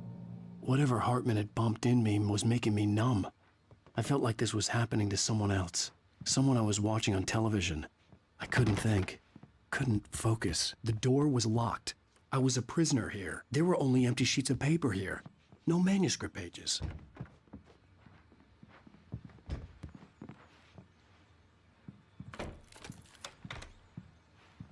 Good evening, Alan. Are we feeling better now? Feeling calm? Yeah. I see you brought your pet gorilla with you. So sure, I'm calm. I get the message. Loud and clear. Why, right. That's the spirit. You're being very brave, Alan. I understand you're confused. I would be more concerned if you weren't suspicious of me. I don't blame you for it. Big of you. Now, why don't you come with me? We'll reacquaint you with my clinic and go over everything you might have forgotten. Little walk and some fresh air? Yes, it will do you good. This corridor is for patients. Most of them aren't here right now. Jack took them out for a fishing trip, except for the ones who are particularly vulnerable, of course. I encourage creativity as a part of the recovery process here at Cauldron Lake Lodge. I specialize in treating artists. I bet you do. Splendid, Alan. I honestly believe we can get this thing under control if we work together. This way, Alan.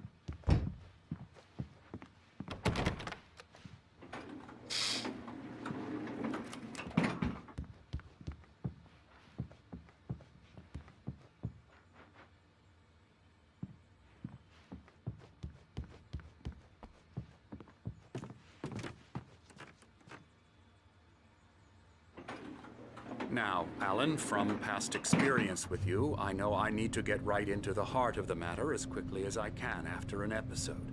So I'm just going to say this. Alice is dead.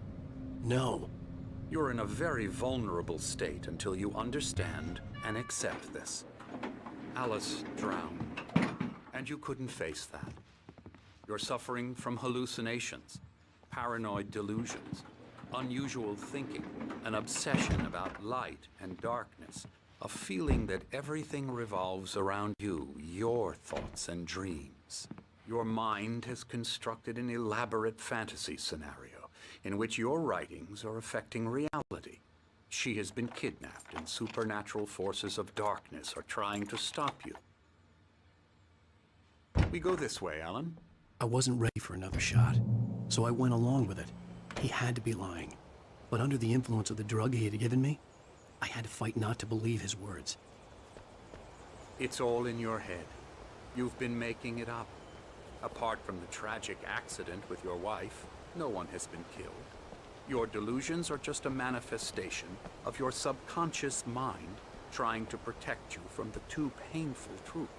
Unless we fight the fantasy, it will return. I know the instinct is to resist me, but think about it.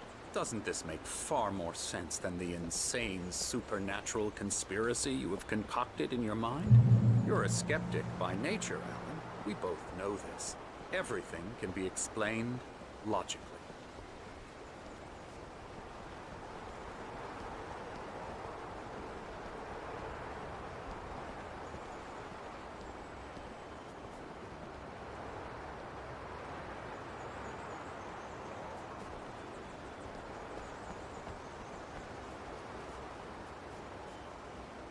I never get tired of this view. Very inspiring, isn't it? Cauldron Lake spread below us. I could see Mirror Peak on the other side of the lake. I thought I could make out the spot where Diver's Isle had been when I arrived with Alice. Now there was nothing but waves. It seems there's a storm coming. Funny, I don't recall there being a mention of that in the weather forecast. Well, no matter. This way. Follow me. Alan, what I'm telling you is good news. Right now, we're in control. Every time you have a relapse, it gets more and more difficult to resurface from the dark depths of your imagination. Not surprising, considering your profession. Imagination is what you work with. After all your nightmares, this should come as an immense relief to you. If it doesn't, why is that? Because I'm lying? Or because you don't want to admit that you're not well? It's very natural for you to think of me as your enemy. It's part of the illness. I let him talk. Hartman obviously loved his own voice. His words echoed madly inside my head. I dug my nails into the palms of my hands to stay focused. You need to work with me. Once you accept that, we can begin the journey towards your recovery. Come along. Let's go inside.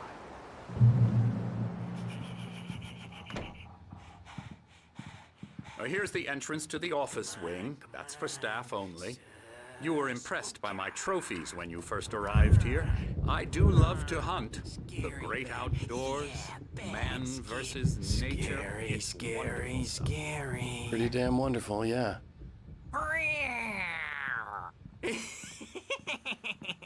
Emerson. I love this guy.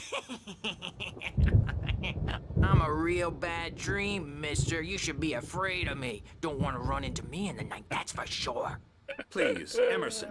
Mr. Wake is confused enough as it is. Yeah, you'd like me to go away so you won't be scared. But you can't just decide what kind of dream you have or when you have it. Emerson. Okay. Sorry. Boo. That's Emerson. Ooh. We're actually making some progress with him, I'm happy to say.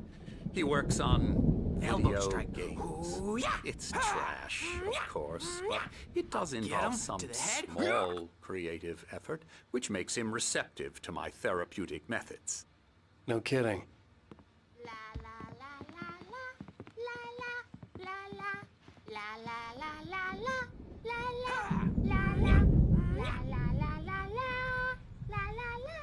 Now, you might have noticed the typewriter in your room. You've been writing as a part of the therapy. As soon as you feel up to it, you should continue.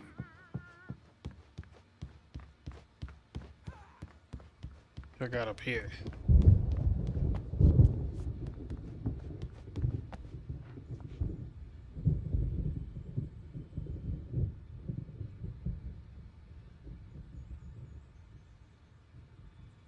Who was that?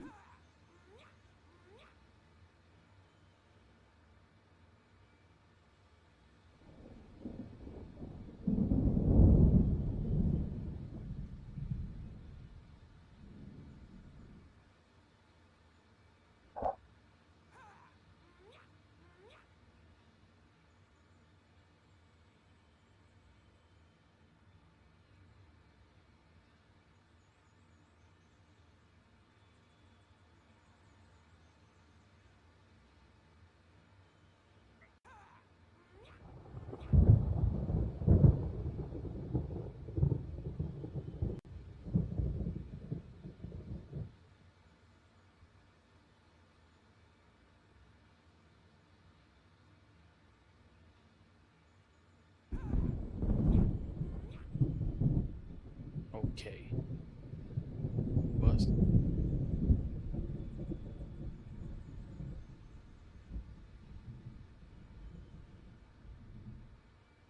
Alright. This is that QR code. A beginning. A primordial forest. The colors of the fall. The mist. A caldera lake. Silence echoes. Loud. It's too late to hear the words. The man, naked, crawls to the shore. Like a birth? To say that would be a lie. Nothing like a birth. The opposite. He staggers to his feet. A carcass of a deer lies on the shore, rotting amidst driftwood. The man is afraid, beside himself. Who is he?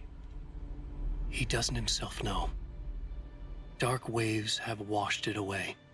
A blank page where this horror story will be written. He remembers darkness, feels the shadow pressing down on him, coming after him. He must get away. He runs to the forest, to a fate worse than death.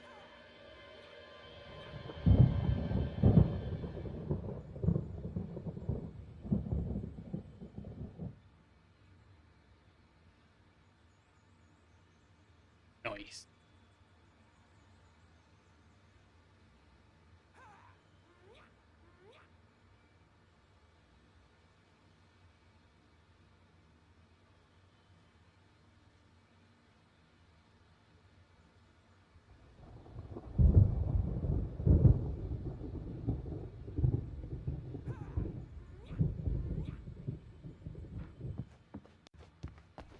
What else we got up here?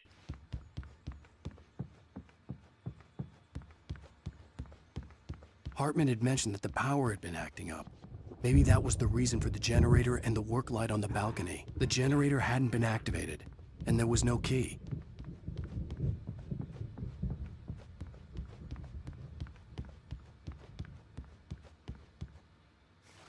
In my mug.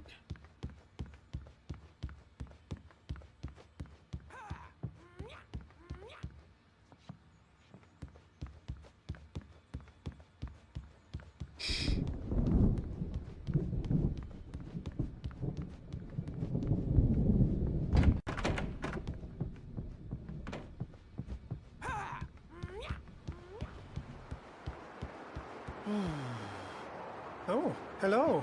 I've painted you. Okay. I was just struck by inspiration a couple of days ago. Dr. Hartman wanted me to paint landscapes, and that's what I was doing. But now I've been doing these things, a lot of them. The images just keep coming. Dr. Hartman likes them. He has them in his office. Yeah? He's very proud of me. He says I'm getting much better. I think I'm getting better. Sounds like burn our hose off. I guess I'd better start wrapping this up. The storm is almost here. Look at that. I'd hate to be out there tonight.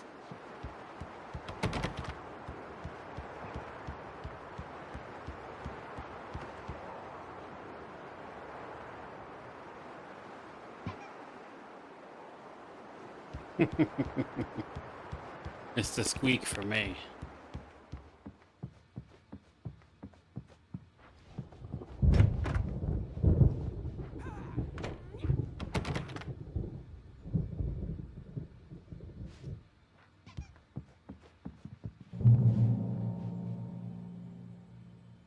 We're here to give you the specialized help you need. Please observe the following.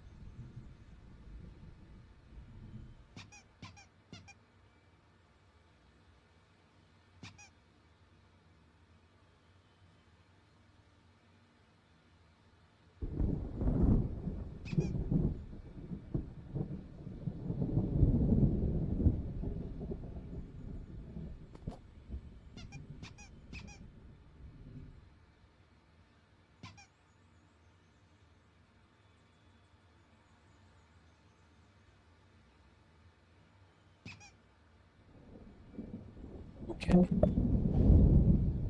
Basically just schedule visits and shit. My rheumatism's killing me. There's a storm coming. Oh, what a storm. I hope it wipes this place off the face of the earth. And these two are the Anderson brothers, Odin and Tor. They had a, how should I put this? A heavy metal band in the 70s and 80s called Old Gods of Asgard. They even adopted new first names to complete the image of Viking gods. After the band broke up, they lived on a farm nearby. They are, well, in advanced stages of dementia. They're well cared for, TLC and all that. There's nothing more that can be done. I'm afraid that the rock and roll lifestyle has left its mark. Oh, that won't do. I'm so sorry to cut this short for now, Alan. The power has been acting up. I'd better go check on it. We'll continue this soon. Meanwhile, when you feel up to it, return to your room and try to write. It really is for the best.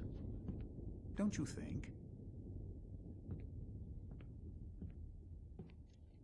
I'd like to bash his head in with a hammer. Oh, he'd love to fish out our secrets, but he has no clue. He's not crazy enough. Not crazy like us, Sonny. Yeah! Being crazy's a requirement, Sonny. Who else could understand the world when it's like this? It takes crazy to know crazy. That's the sanest thing I've heard in a while. Zane! You're all right, Tom. Hey, we like him, don't we, bro? He's got to go to the farm. The Anderson farm. Valhalla! We wrote it all down, lest we forget. A crash course. All you need to know to get your head right. You need to find the message. Here, Sonny, here's something for you. Gave me a rash, but I kept it safe from these bastards. My head was clearing up. Zane could feel the poems, taking form, shaping things. As he experimented, he imagined he could almost feel the power surging through the keys of the typewriter. It exhilarated him. But there was fear, too. If not for his young assistant, Emil, he would have given it up. But Emil convinced him otherwise. He, too, had a way with words. They were just Or roommates. according to Hartman, I was sinking back into the fantasy. I was convinced he was lying to me about everything. Crazy or not, the Andersons made more sense.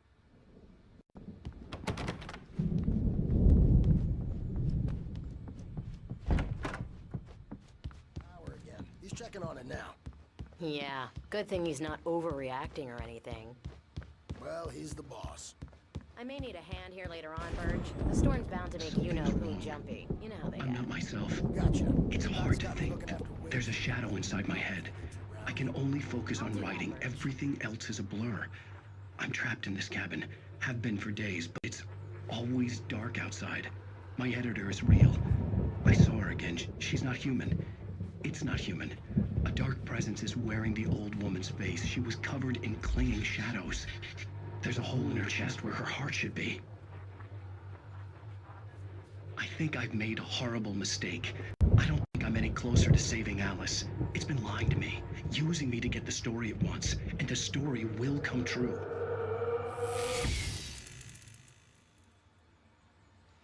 God, I love this game. Hey, Wake, why don't you humor Dr. Hartman and give the writing a shot, huh? Typewriter's in your room.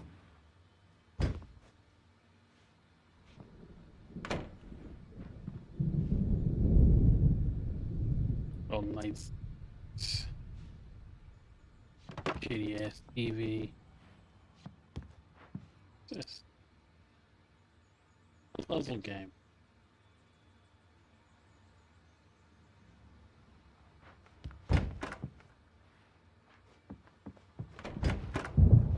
Hartman wanted me to write. I knew I couldn't, but I figured I should just play along for now. It was the only thing I could do with Nurse Bert watching me like a hawk. The white glare of the blank page in front of me hurt my eyes. My hands began to shake uncontrollably. I get it. Everybody, calm down. Put that down.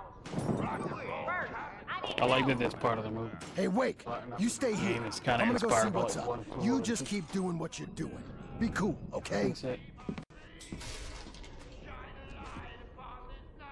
They were wearing their With the inspirations chaos on was their all sleeves. about, but it could be my only chance of getting out of here.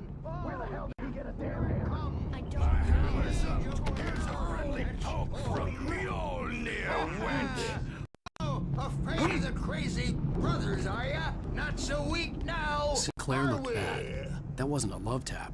The crazy old fart hit her hard. If she was one of Hartman's goons, she had it coming. I had to get to Hartman's office. He had taken all my manuscript pages. That's where he'd been keeping them. It's my storm. I'm taking it. Come out and face the music, Birch. It's time to pay the piper. We're on a comeback tour, baby. The markings on the tape said they were recordings Hartman had made at the sessions with his patients. I saw Alice's name on one of them. For a moment, I couldn't breathe right. Now, Mrs. Wake, can you tell me about Alan's problems? He's more and more out of control all the time. The parties, he's so angry all the time. He's getting violent. Do you mean with you? No. With me. No, never. Sometimes I almost wish Alan would take a swing at me, because at least that'd lead to a conversation he couldn't just march out of. But no. Alan doesn't really sleep. And the work, well, he's not writing at all. He sits there for hours and just gets more and more frustrated. And I can't talk to him. Yes. Tell me, Mrs. Wake, what would you say to him if he'd listen? I don't know. I want to say, I look at you, and it's not you. Just some stranger who resembles you. Looking out from behind your eyes. I don't like that guy much. And now it's all gonna go to hell. But you don't ever say this. No. I've tried, but he's not listening. He's too deep in his own problems, always going on about something else. I'm so afraid I'm gonna lose him, and we're not even talking anymore. He doesn't let me in anymore. He just keeps me in the dark. I'm so alone here, even when he's home. Please help me, Doctor, because I'm at my wit's end. Well, if you can just get him here, I'll absolutely do my very best. Yeah, but Doctor, you need to be careful with him. He's not just going to listen to you and cooperate. He's the most stubborn man I've ever met. Well, I'll be sure to bear that in mind. Hearing her voice, what she was saying made me happy and sick and guilty all at once. Worst of all, I recognized the words. The phone call from her. It had been a cut-up of this. Just a recording. Hartman wasn't happy. Maude could see it in his eyes. He quickly lowered his own. He had made a mess of it, and he knew it. The shame of failure was hard to bear. He hadn't expected Wake to say he needed more time, and he blurted out 2 days, less than Wake had asked for to show him who was in charge. But that wasn't part of Hartman's plan.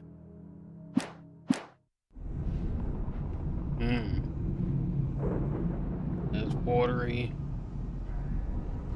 Lucky's gas station.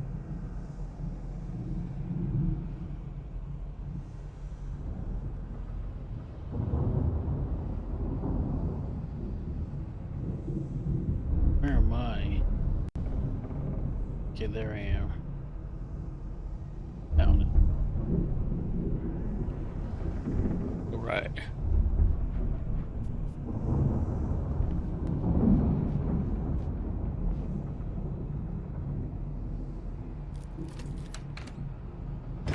Barry?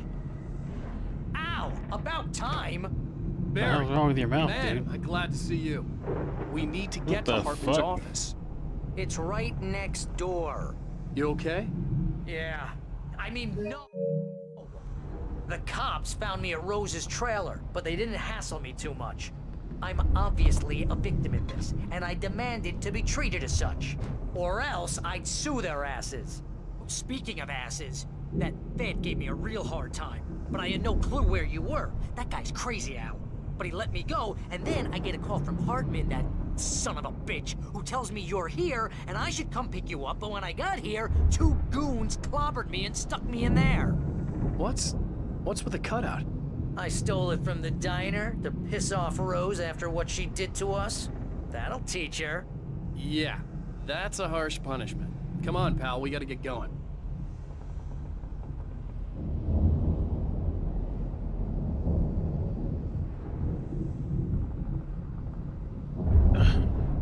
Alright.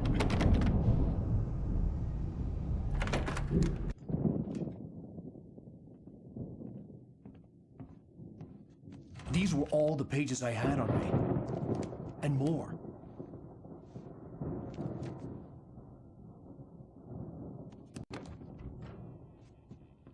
Alan, please. You're sliding back into the... Tell me one more lie and I'll shoot you in the face. Ah, Got him. well, it was worth a shot. Really, Wake, come on. Let's work together on this. You have no idea... Hartman, shut up! Barry, get out of here. I'll catch up with you. Get a car. Oh, Al, let's just... Go! Wake, listen to me. This is a mistake. Don't you see? Together we can create something absolutely wonderful. With your ability and mine.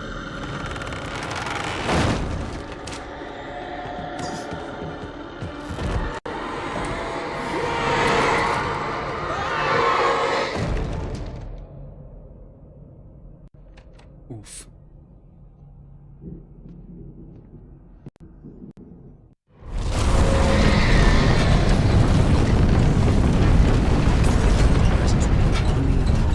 I had to find a way out.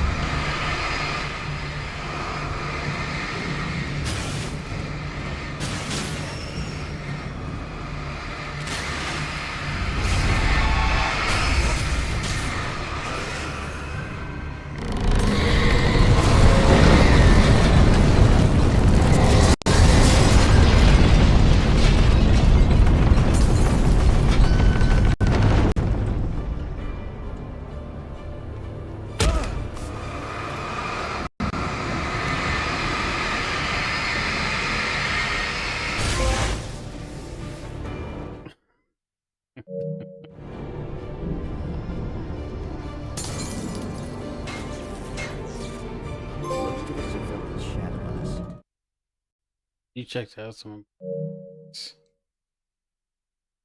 I just got an achievement.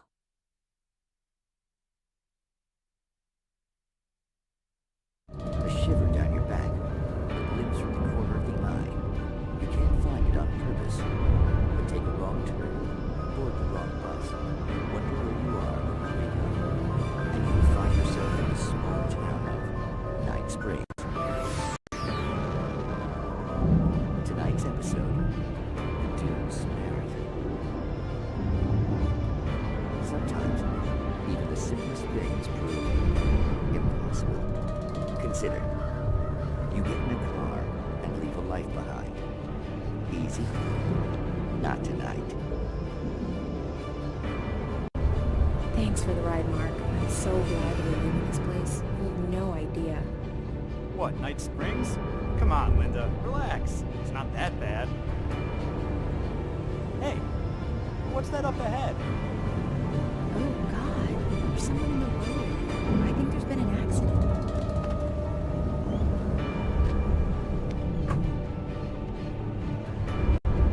Are you alright?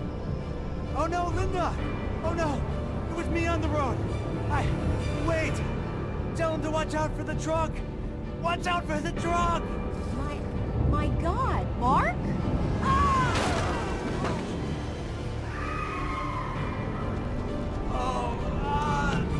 Oh, please! God, no! Linda!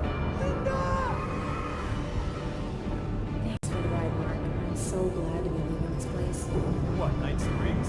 Come on, Linda, relax. It's not that bad. Hey, what's that up ahead? Oh, God. There's someone in the road. I think there's been an accident.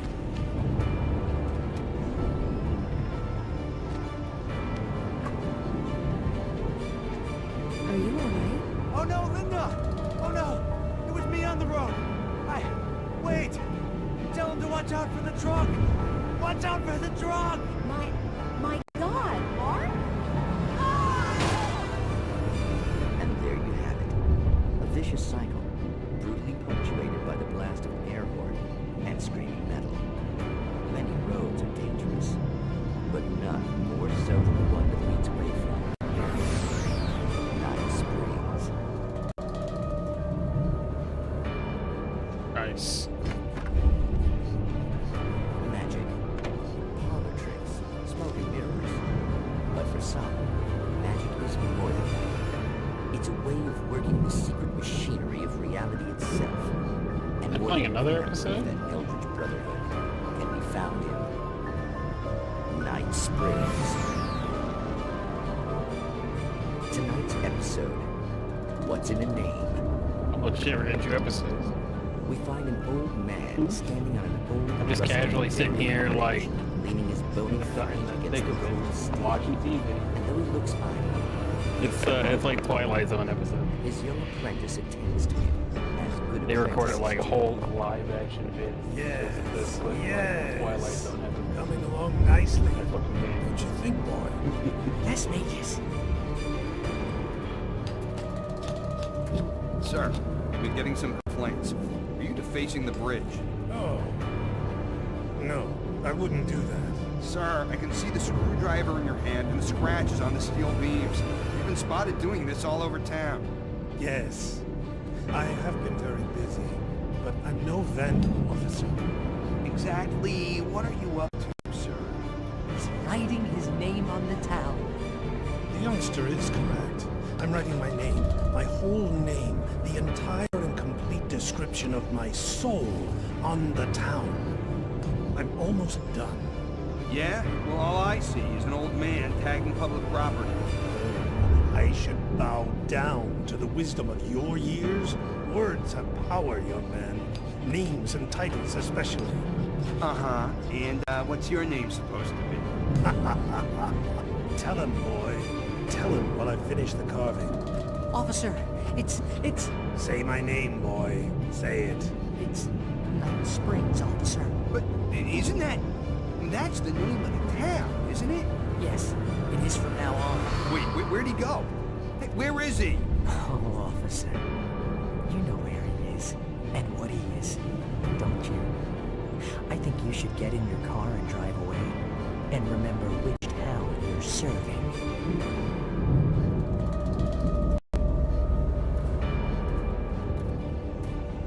Your will be done, Minkus. Ah, yes. There are too many little towns to count, all of them with some little magic of their own. But some towns have more personality than others, and none more so than Night Springs.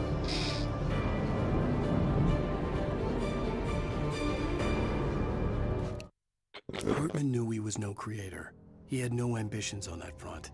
And he certainly didn't want to end up like every artist he had worked with here, damaged in ways that were hard to describe, or worse. It was enough for Hartman to maintain creative control and provide direction, to be a producer. That was what most of these people were in need of anyway. Of course, suitable subjects were few and far in between. Wait a second. Hartman followed the fall of Alan Wake with his binoculars. When the rider hit the water, he ordered Jack to take the boat to him. The spot was easy to see in the dark, even with all the extra lights in the boat. The flare floated and kept burning even in the water. Jack turned the radio louder as the engine sputtered. The music was rough and clanking.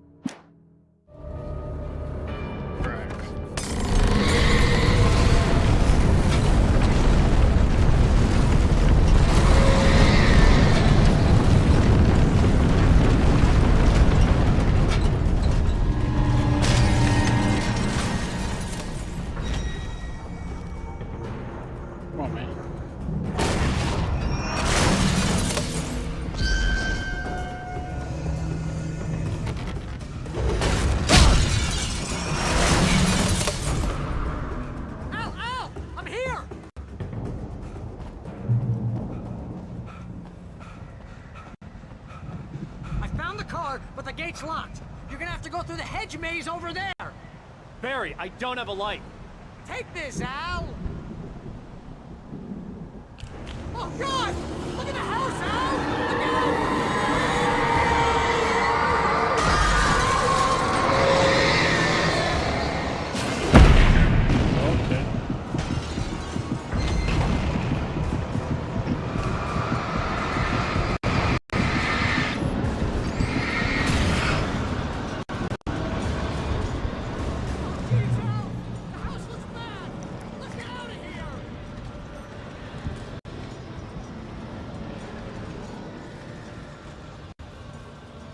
Gotta go through the hedge maze because Alan Wake don't know how to climb.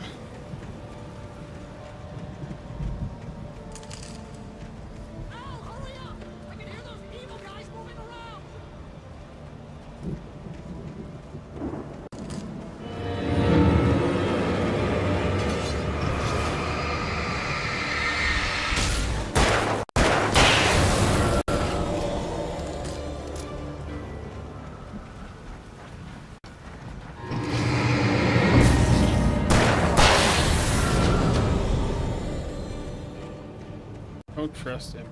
Well, yeah.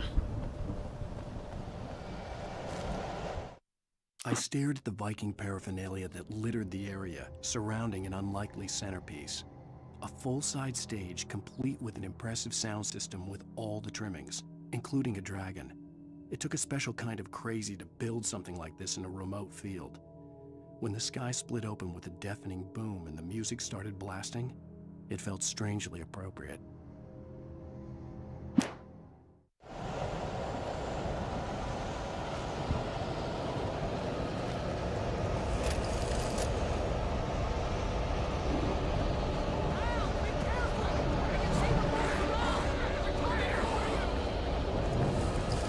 Right here.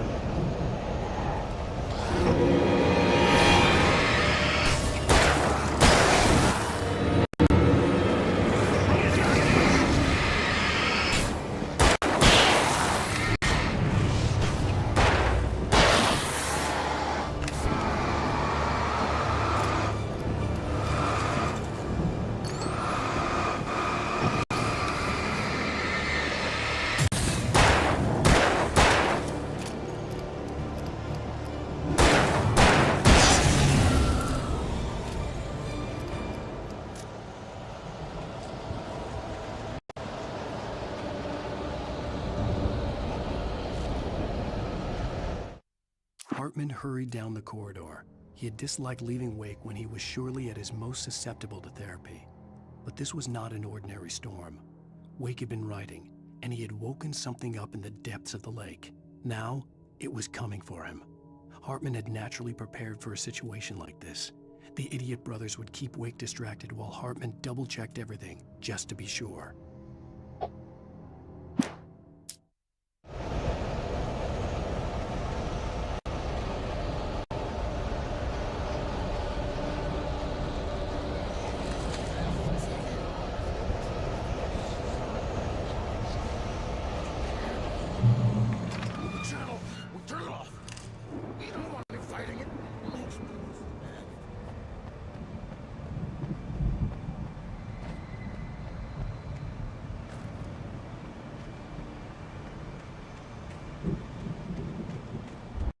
Hartman was Zane's partner at one point. You'll be nice and calm all day long. You get 3,000 easily.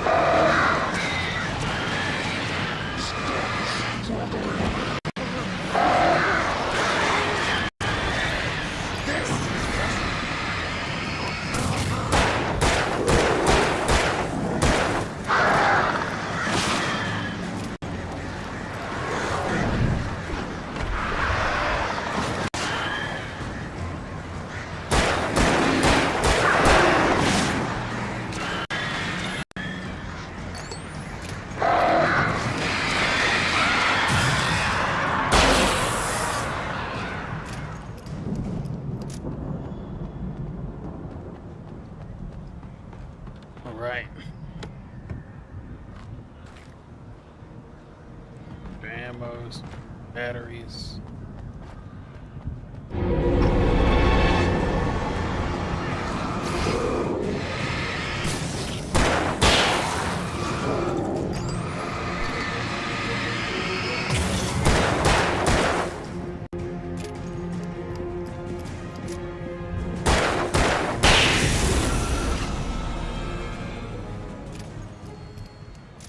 Jeez.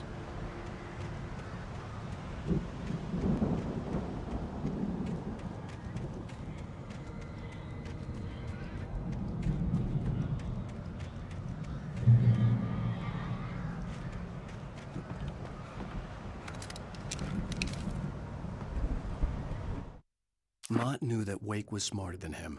Wake had more money, a beautiful wife, everything. And Hartman said Wake was important. That made him better than Mott.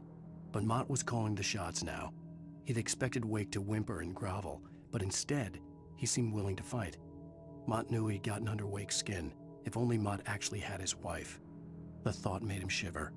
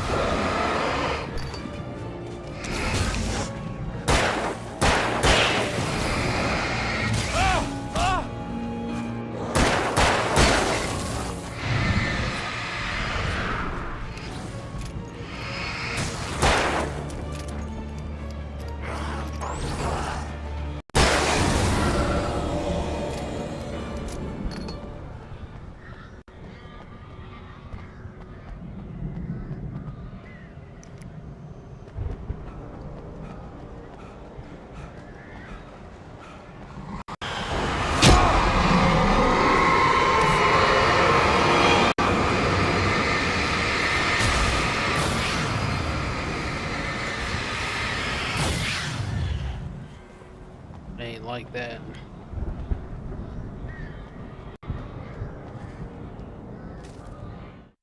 For the moment, Barry was just glad he had survived the fall. He had been separated from Al, and there was no easy way to climb back up. He told himself he'd be okay in the gloomy forest at night. He would just have to wait for a while for Al to find his way down. Barry turned when he heard the heavy footsteps and saw the movement. The man-shaped shadow lunged at him from the bushes, an axe held high. Barry screamed and threw up his hand. The world exploded.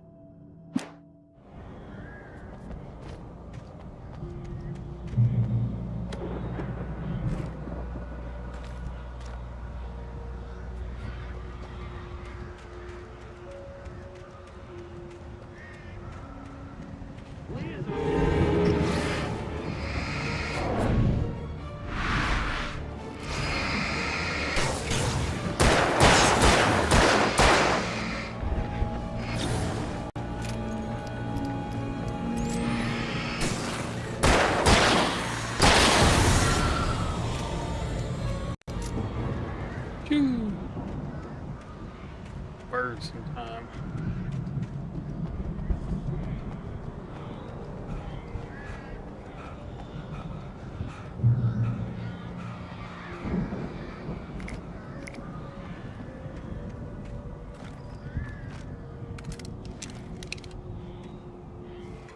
Thermos. Give me that thermos.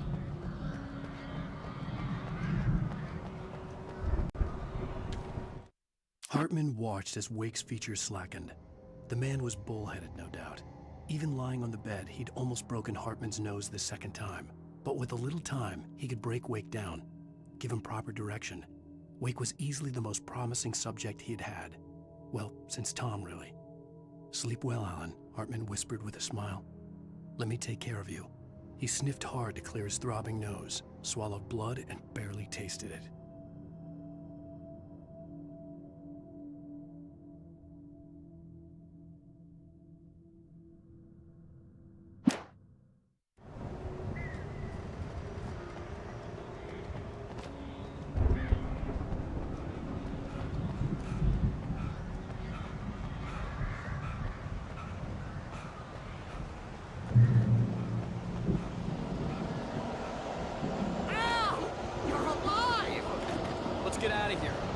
this gate.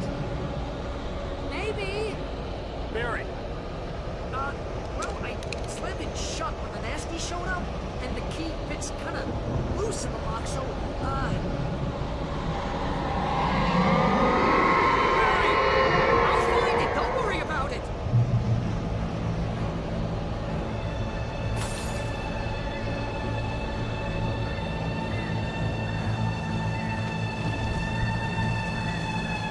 Hurry up, Barry! I'm on it! I'm on it!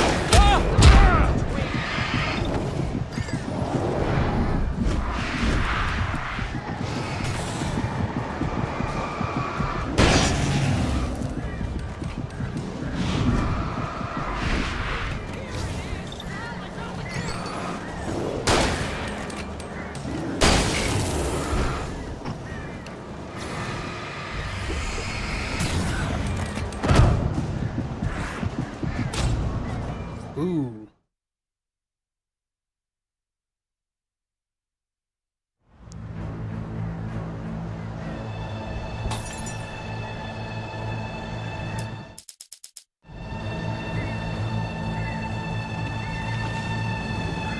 Hurry up, Barry!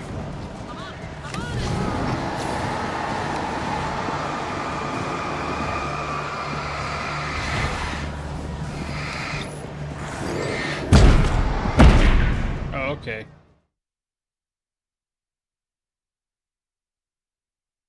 That was cool.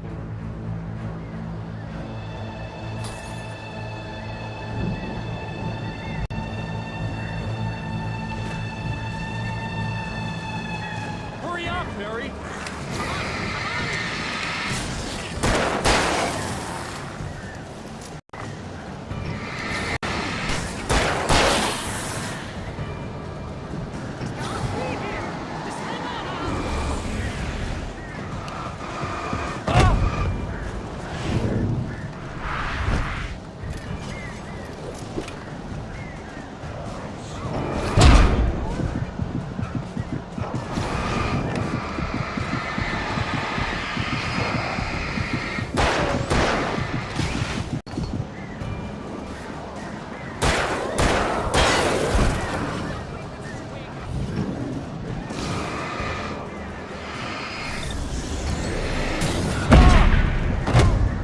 Bruh.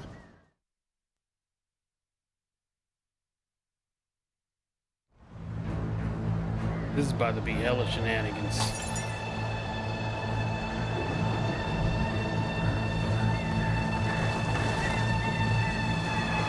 Hurry up, Barry!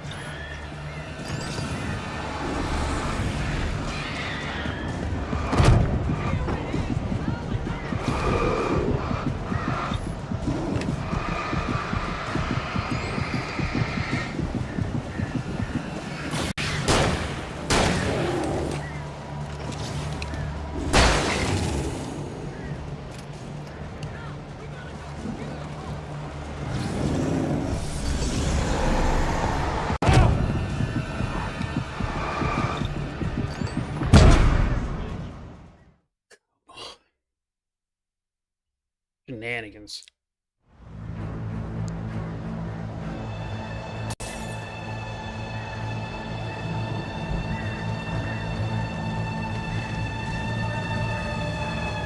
Hurry up, Barry!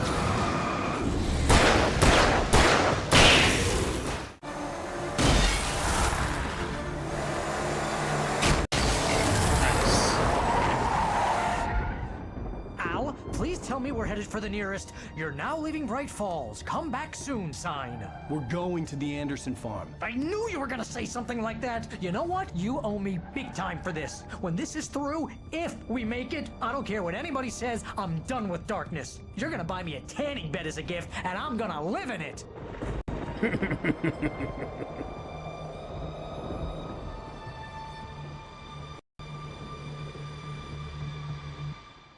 Man said I'm done with the darkness. You can buy me a tanning bed and I'm gonna live in it.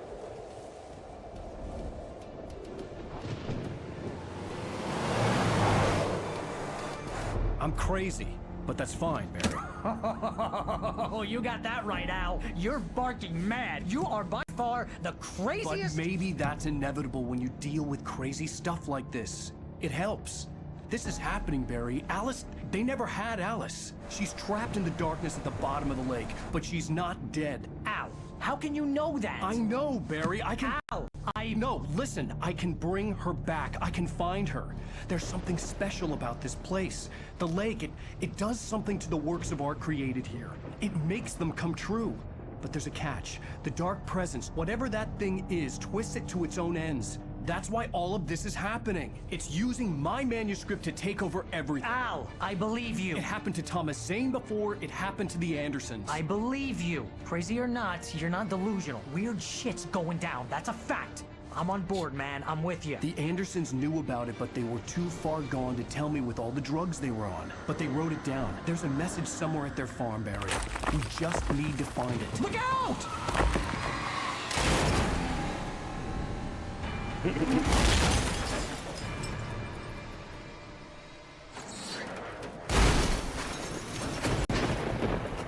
Jurassic Park ass car crash. God damn it, Al, talk to me!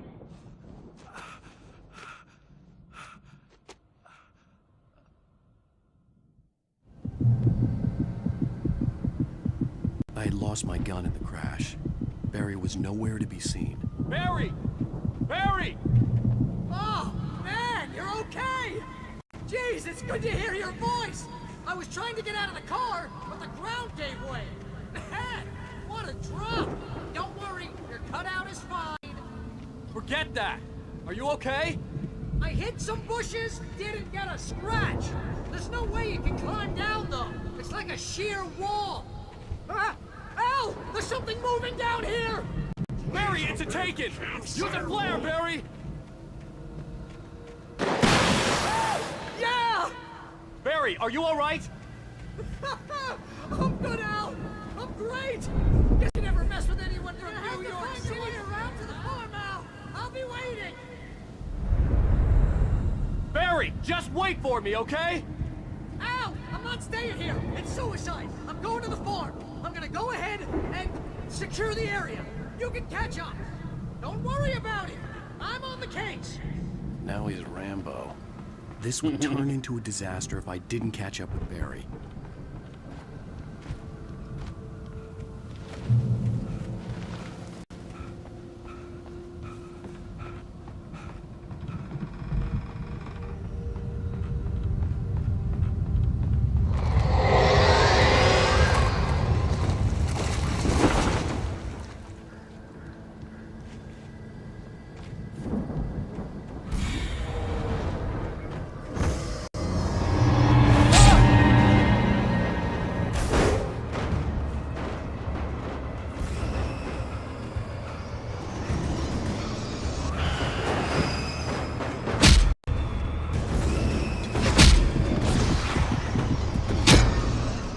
Okay.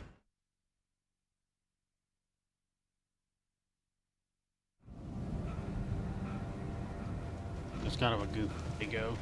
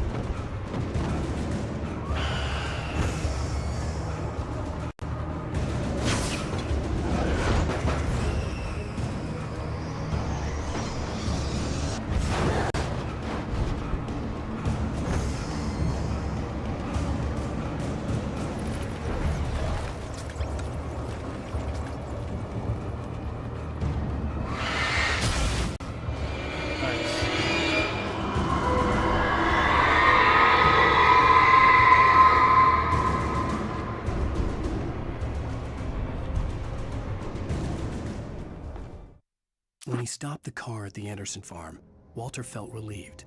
Oblivion was close at hand. The brothers wouldn't miss a jar of moonshine or two in the booby hatch. But then he saw the man on the porch, and he knew who it was. Driving for his life and knowing it was useless, he didn't realize he was crying until he couldn't see the road for the tears. Right.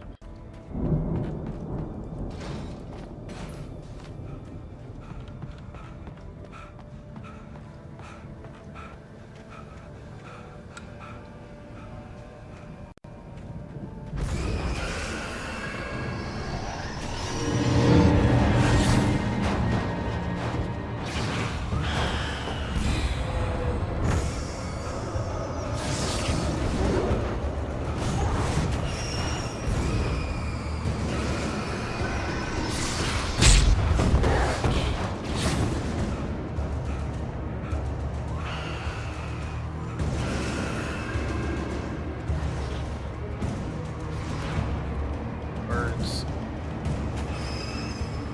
Shadows crawled over the gate. I needed a light to destroy them to get through.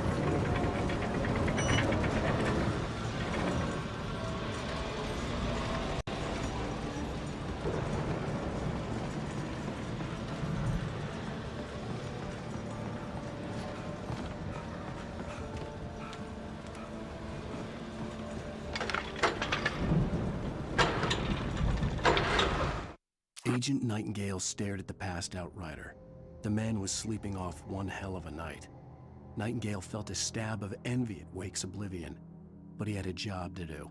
He put the gun to Wake's head and almost became a murderer. His hand shook and his throat felt tight and dry. Biting his teeth, he tried again to pull the trigger. He lost the nerve. Wake stirred. Nightingale would have to settle for an arrest.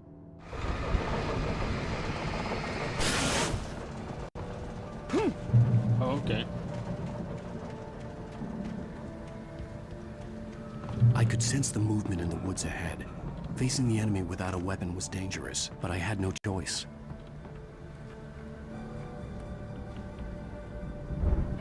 No one in the dark. Yeah, no.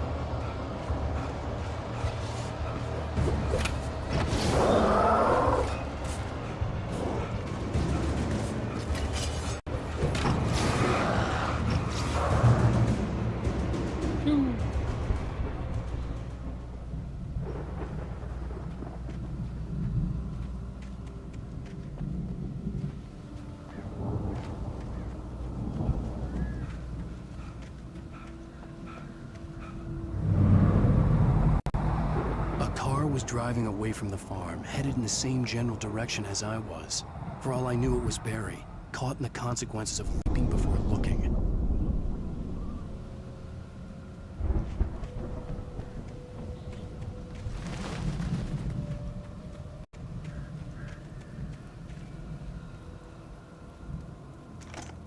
Heavy-duty flashlight.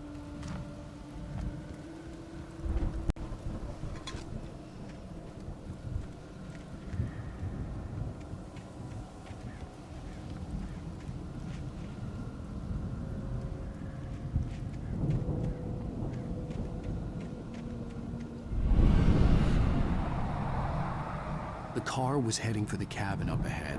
It wasn't far. If it was Barry, I would see the damage soon.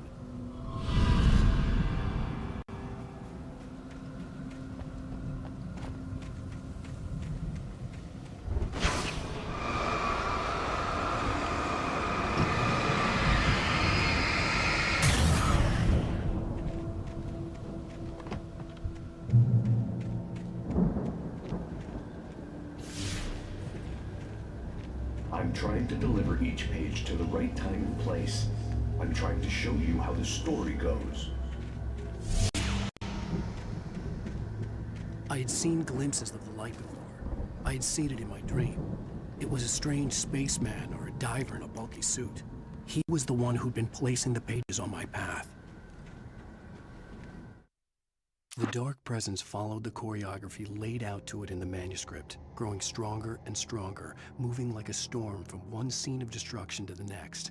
But it was still bound to follow the story and chained to the dark place it came from. When the story reached the end it longed for, it would finally be free.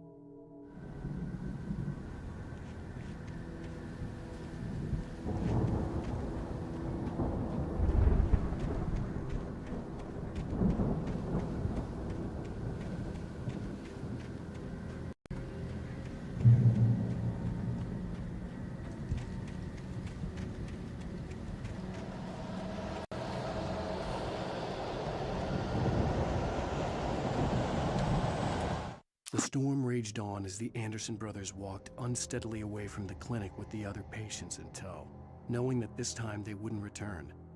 The darkness around them seethed with horrors, but Tor and Odin were unafraid. Their eyes glinted with guile. They knew every secret path, and there was blood on their hands. They had fought these shades before.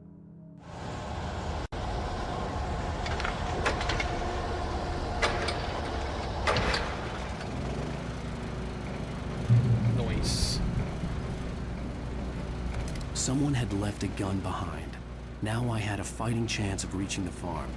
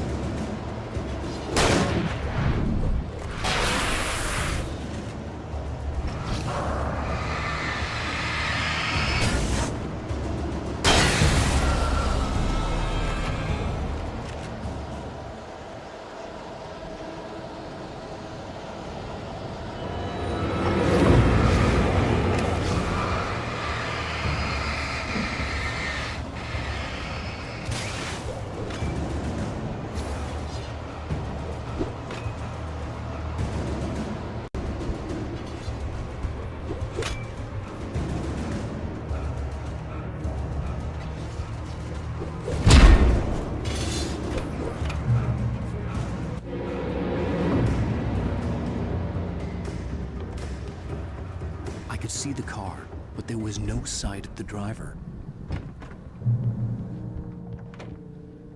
Hello? Anybody here? Barry! No! Danny, you're not! Please! What are you?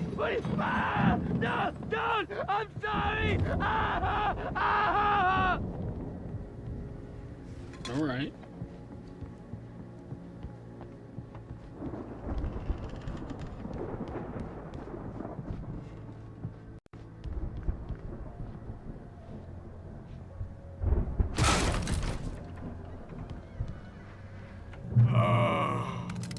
I know you. You were in jail the other day. I went to the farm again for the moonshine, you know? It makes you see. They're not gonna miss it. They're in the loony bin. My buddy, Danny, I lost him. Something's gone wrong with him. It's not him. Like a real bad follow-up to a real good movie. The best friend's suddenly the bad guy who wrote this crap anyway. I've run through every possible course in my head. If I continue like the Dark Presence wants me to, the story I'm writing won't save Alice. It's a horror story, and it's going to kill her, and me, and everybody in this town. No one will survive. Darkness will consume everything. This is what it's wanted all along. It will be free, unstoppable. It used Alice to get to me, dangled her in front of me to keep me going. It was never going to release her. I'm going to change this. I'll escape. I've written myself into the story. I'm now the protagonist. This feels like a terrible risk, but it's the only way to save Alice. I'll be bound by the events of the story just as much as anyone else who's been woven into it. The story must stay true for this to work. There have to be victims along the way, near escapes, cliffhangers. In a horror story, it can't be certain that the hero will succeed or even survive. He almost has to die. I'll write my own escape into the story next. I need help. Zane's going to be the one who will help me. I'll make it happen.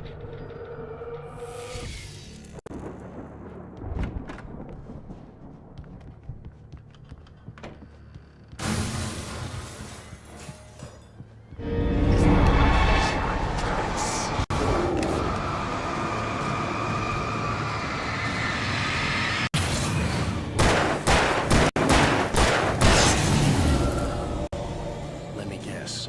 Danny, huh? The front door was locked. The farm was still a good distance away. I'd need a car to get there fast.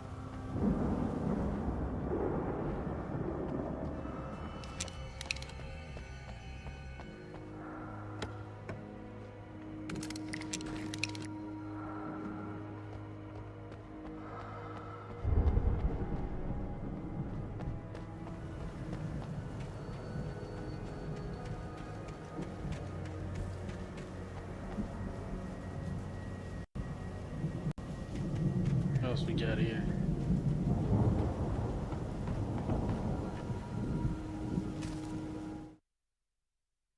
For a moment, Hartman considered strangling the idiot. Mott was mean-spirited, but easily manipulated, an emotional infant who lived for his approval. Wake, by contrast, was a far more difficult subject. Mott had given him too much leash. In 2 days, who knew what could happen? Hartman would have to find a way to rein him in, and quickly.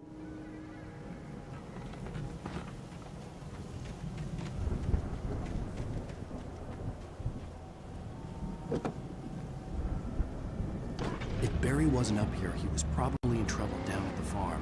For a moment, I felt bad for doubting him. After all, I'd made it this far myself. But Barry was Barry. Look at that thermos.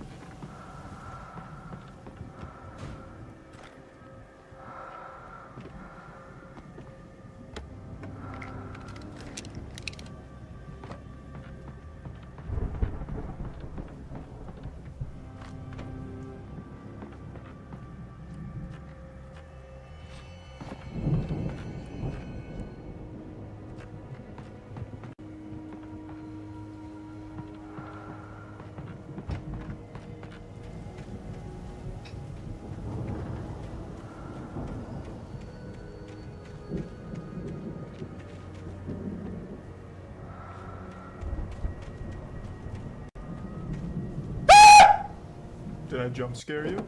Yeah, I bet I did. You coward. You make me sick. Your weakness is pathetic.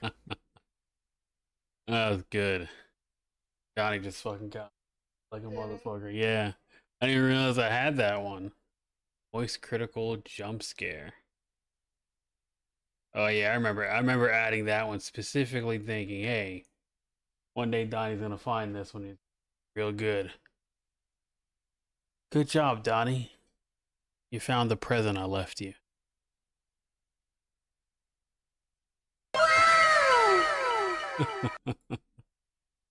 Well, I was right.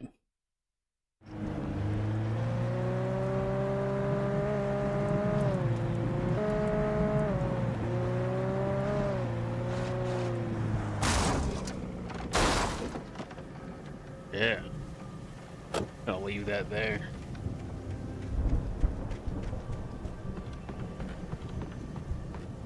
What's Sunday? What's happening on Sunday, Donnie?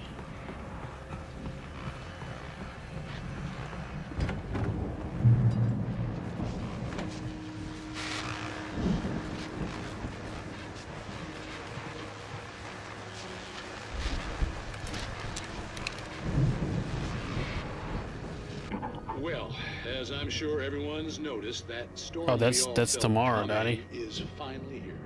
The boys at the Weather Service reckon it'll last until Well, morning at the today very now. least. Pertaining to that, let me read that missing persons alert again. The Sheriff's Department's still looking for a Caucasian woman, 30 years old, Yeah. slim and blonde with blue eyes. She may be lost in the woods, Well, and it's possible like she's 5 minutes injured ago in a it was car tomorrow. accident. If But now you it's see her, today. please make sure you get her indoors and call the sheriff. It's bad weather to be caught out in, so if you see someone in the area who maybe looks a little confused, give him a hand, all right? This is You might have the on dates KBF confused. FM. Hoping you're all safe maybe not. and warm tonight.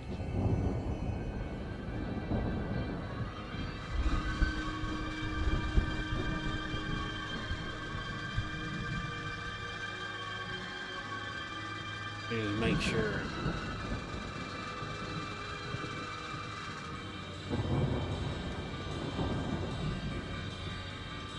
Yeah. Pretty sure it is. Yeah, Vincent.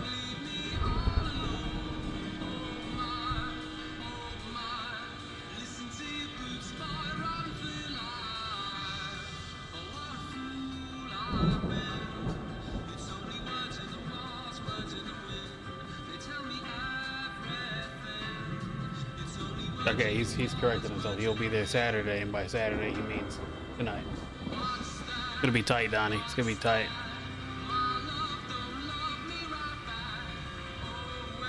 You had me nervous there, like I fucked up the event. But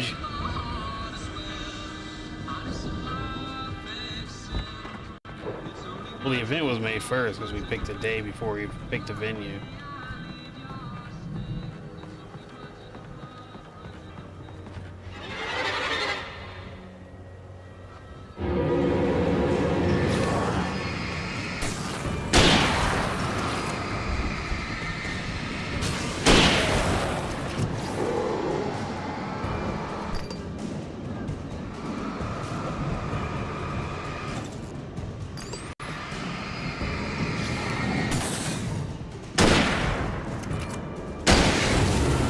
Nice.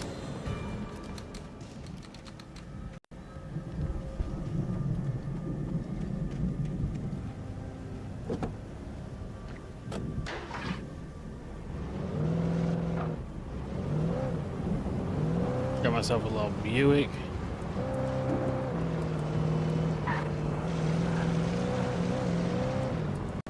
Alan Wake drift trials. Let's fucking go.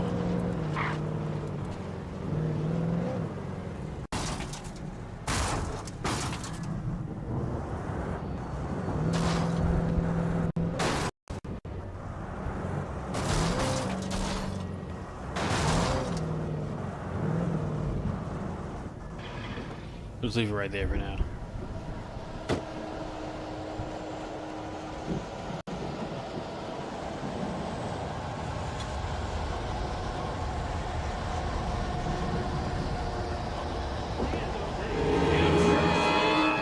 Bring it on.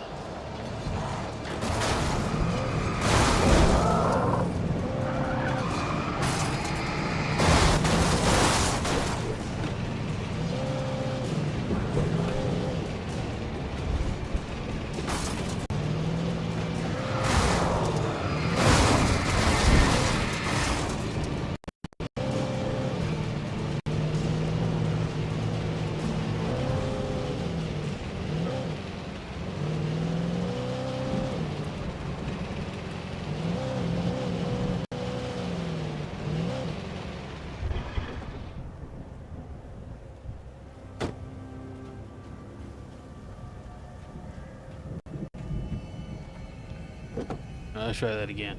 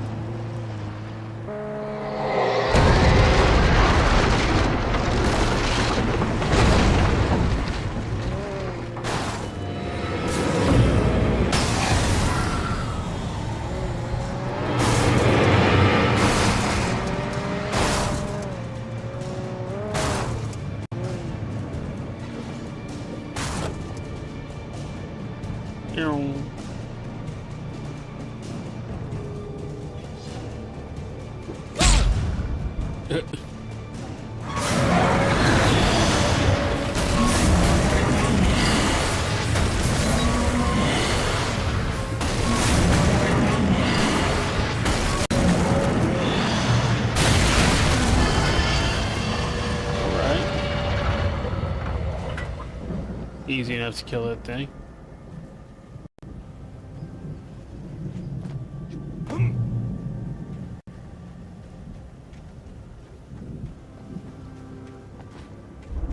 Check this cabin first.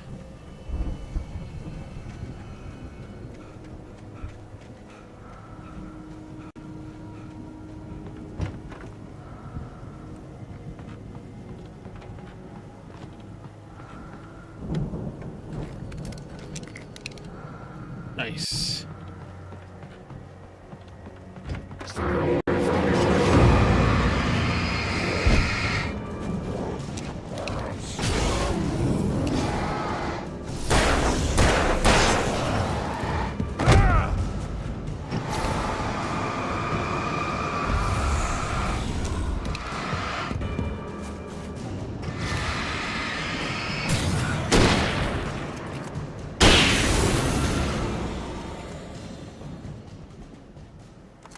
Shoo. You gonna like this part, Donnie. I'd known the brothers used to be some kind of rock stars, but it hadn't really sunk in until I saw the stage.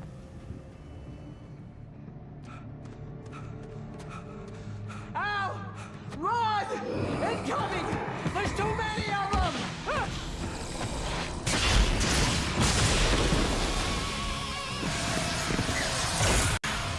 God damn. God damn. I'm so glad you decided to go it alone, Mr. Bronson. Shut up and shoot! Ow! We have to fight them off! I can set off one of the fireworks from here and help you out! Hey, Al! Did you notice there's a lot of ammo and stuff around? This place is stopped! Al! Hold on! I'll try to get the stage lights on!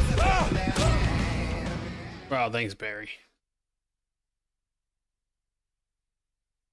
I'm so glad you decided to go it alone, Mr. Bronson. Shut up and shoot! Ow! We have to fight them off! I can set off one of the fireworks from here and help you out! Hey, Al! Did you notice there's a lot of ammo and stuff around? This place is stopped! Hold on! Come on.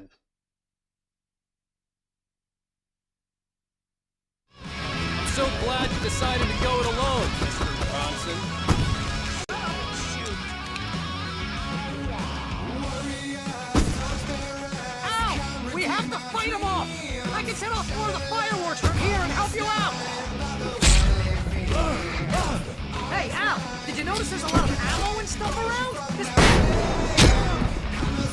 Hold on, I'll try to get the stage lights on.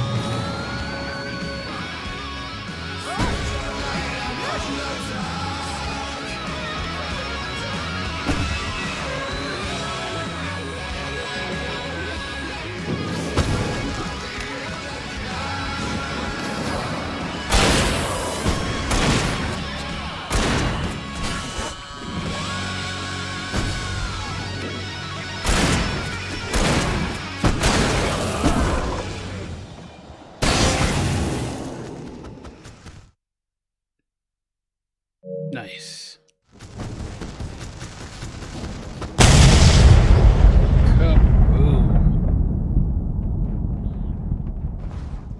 Hi, Donnie.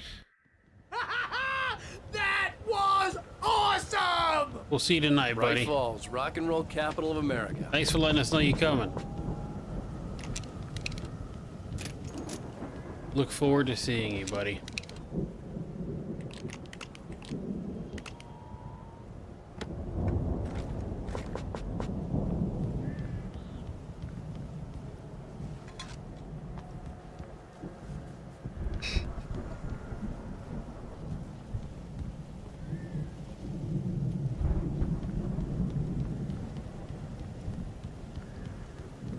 Hey, Al! This way to the farm! Yeah, I see you.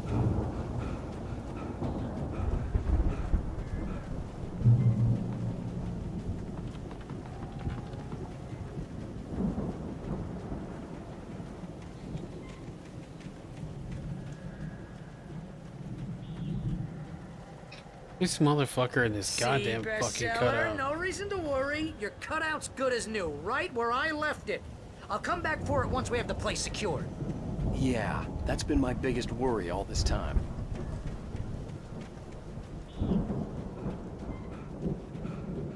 Burying that goddamn fucking cutout, dude. I swear.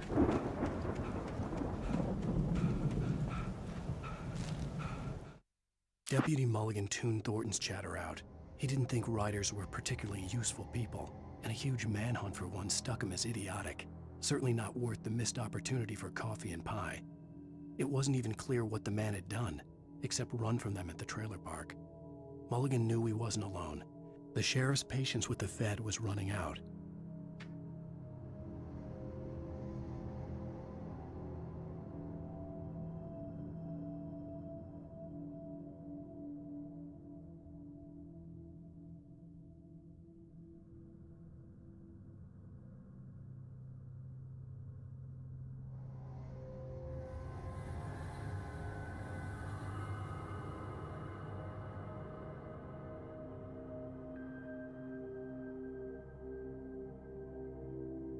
Oh, you got the green bean. That's so fucking funny. Fucking Keth and the fucking green beans, man. Fucking God.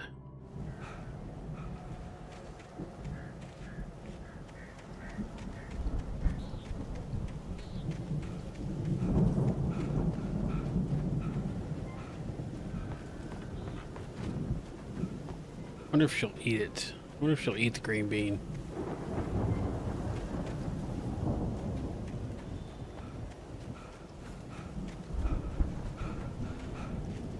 To get this thing moved out of the way. This is as far as I got before they ambushed me.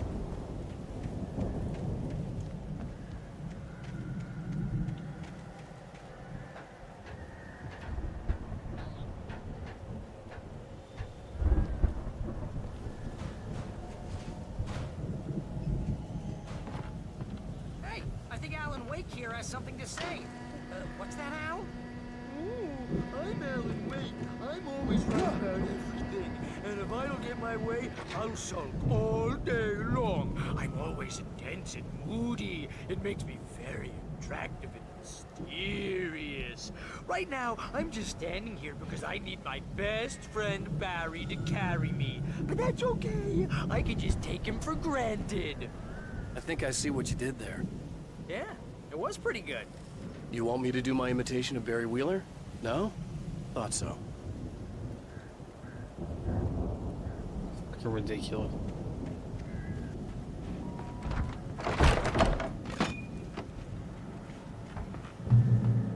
Wow!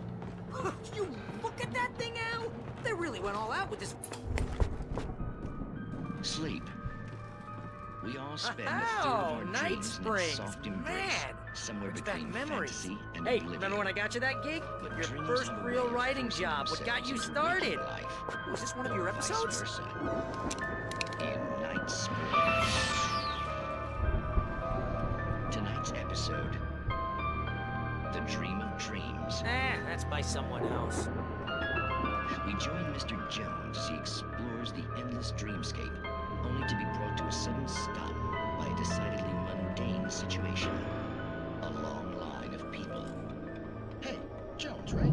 Listen, we're gonna have to wait until His Highness over there is good and ready. Oh, wow. Who's that? You don't know him? What are you, new? He's the guy dreaming us. Well, not just us. He dreams everything. All of this. But wait, no. I'm the one who's dreaming. I'm asleep. Isn't this my dream? Oh, yeah. Sure. Get real, pal. You're just another dream. I'm a dream. You're a dream. The weirdo in the diving suit is a dream. And the girl made of smiles and sunshine is definitely a dream. But I'm pretty sure I'm dreaming this. Well, maybe you're a really confused dream. What am I, a shrink? All I know is I'm going with the smart guys. And they say that's the guy doing the dreaming. Right there. I don't know what that means. It means we keep him happy. No sudden falls. We make sure he has his clothes on when he goes out in public. No chases where the monster is nipping at his heels and he runs like crazy, but his legs don't seem to get him anywhere. None of that. Because if he wakes up in a cold sweat... Yeah, precisely. So we wait till he wants to move on. Keep things nice and calm. Hey, something's happening here. Yeah? What's that? What? Can't you hear that? Oh, God help us, it's an alarm clock. Oh, it's you, isn't it? Please, man, I got a wife and kids. Please don't wait.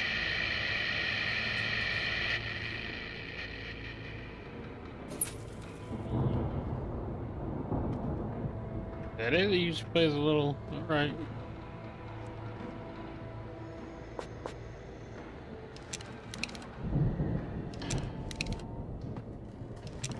Overload it. There we go. What else we got in here?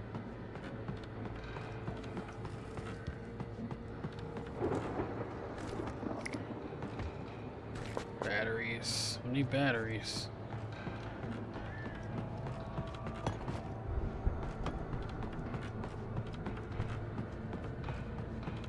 Thermos. Love those.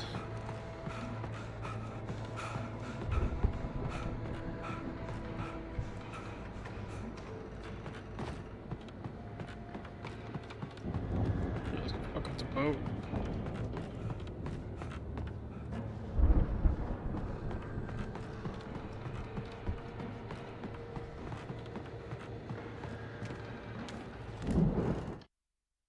It's 1976. Madness reigns at the Anderson farm.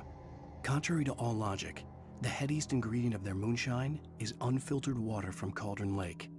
The Andersons feel like gods. Odin can't stop laughing. He contemplates cutting his eye out. Tor runs across the field, naked, shrieking, hammer in his hand, trying to catch lightning. Their songs have power. Something ancient is stirring in the depths, coming back.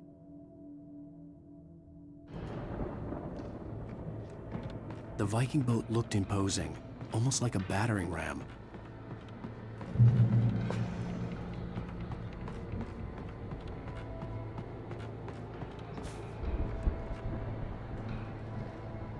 Hey, look, they went to Baton Rouge and New Orleans. That's pretty sick.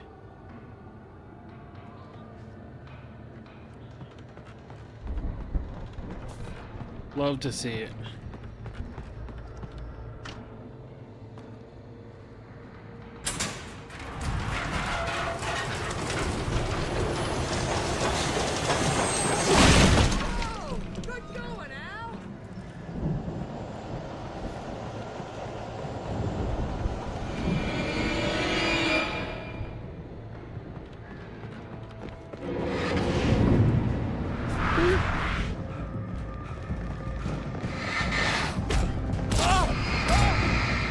Alright. That's cool. I love that shit.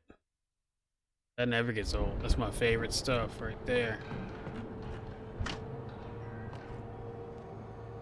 Come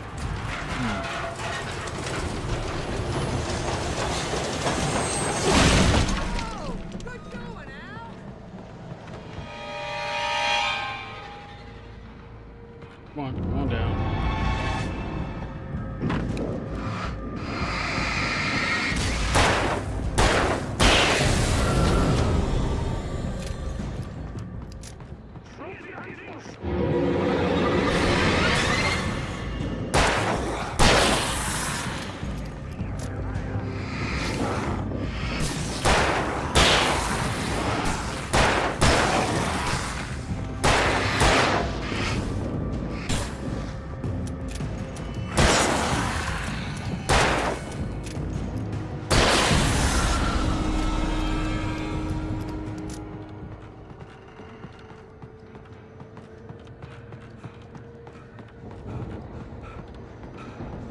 Barry at least get out? Looks like it. You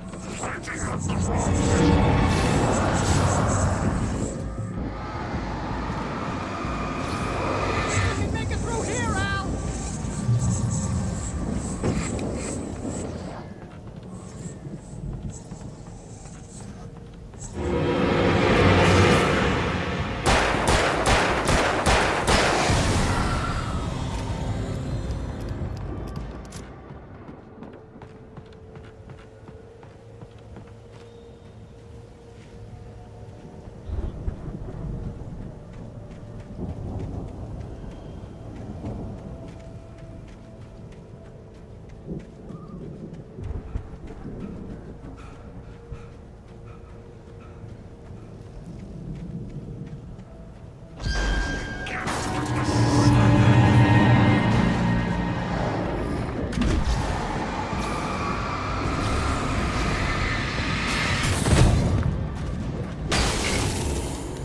dokie.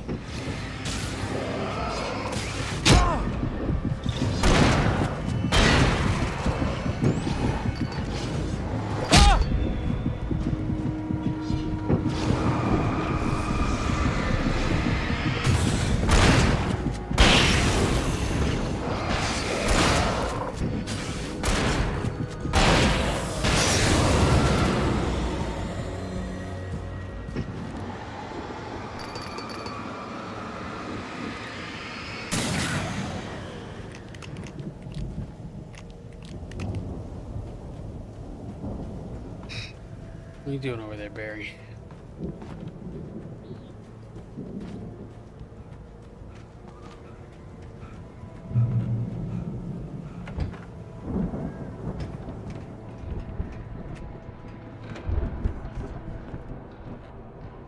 Sit still. Wow! Those geezers have quite a production going on. Ooh, you know what, Al? If we make it through this alive, I'm gonna start representing them. Yep, sell this stuff online, maybe get a reality show going, release a new single. Be careful, Al!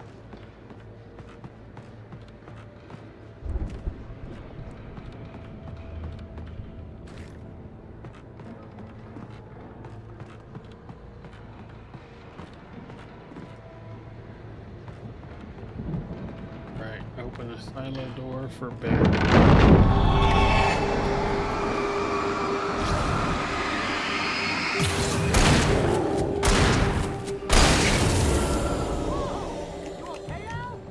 I'm good. Keep your eyes open, okay?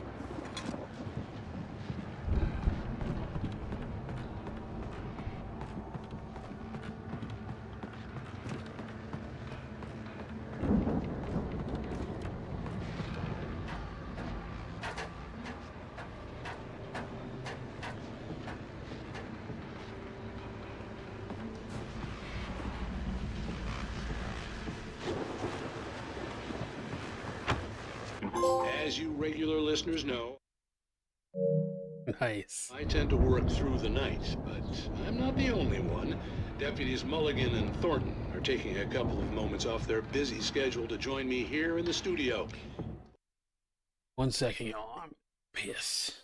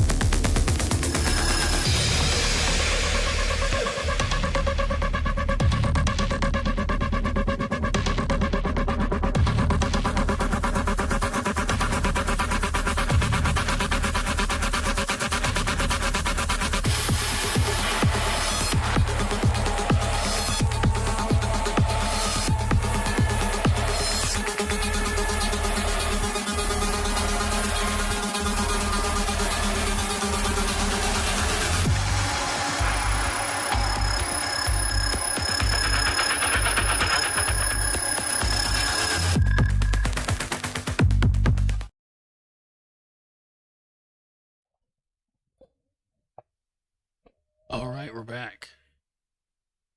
Cameras. Once again. The fuck.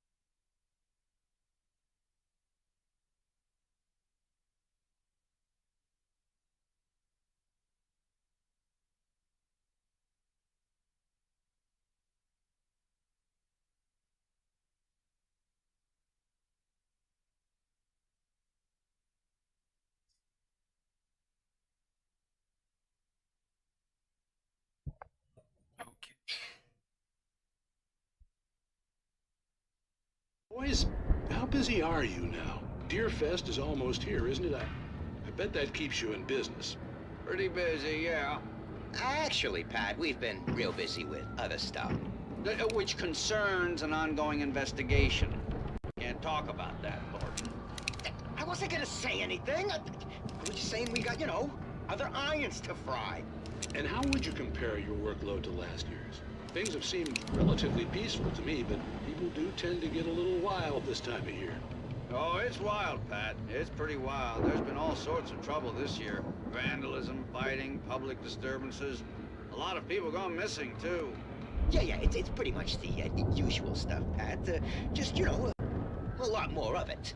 Now, is it just me, or does Deerfest get wilder every year? People seem to be more drunk, at least, or they start earlier and younger. Oh, it's definitely not just you, Pat, but...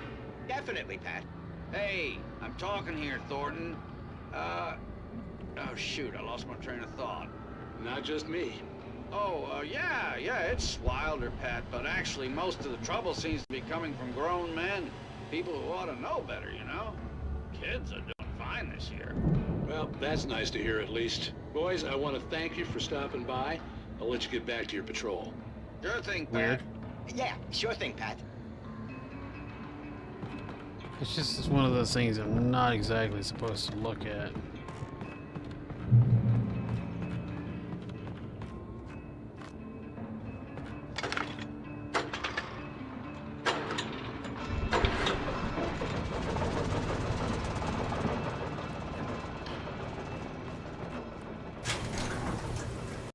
I could see the building that had to be the Andersons' home on the other side of the field. It wasn't far now. I wasn't worried about trusting the ramblings of two burned-out geriatric wrecks. They had the goods.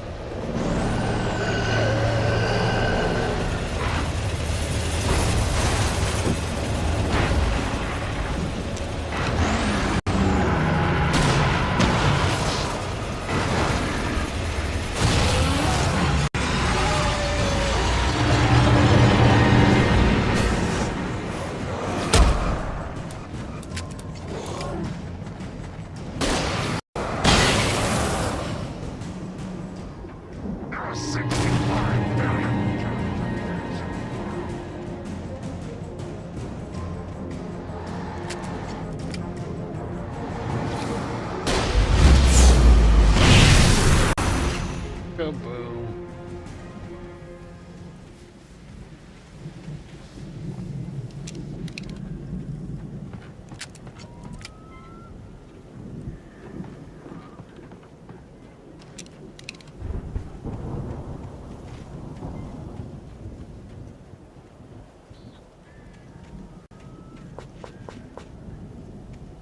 I'm supposed to go to open the door. With you?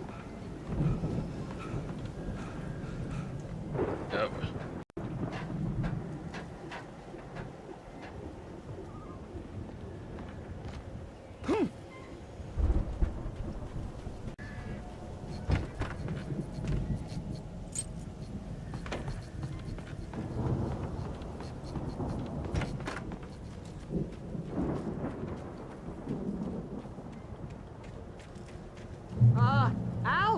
Is that you out there, buddy?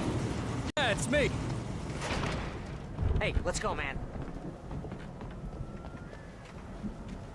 You missed all the fun, buddy.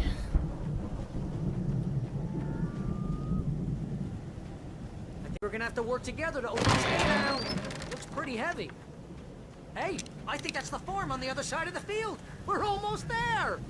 This farm is a crazy place for crazy people. We should feel right at home then.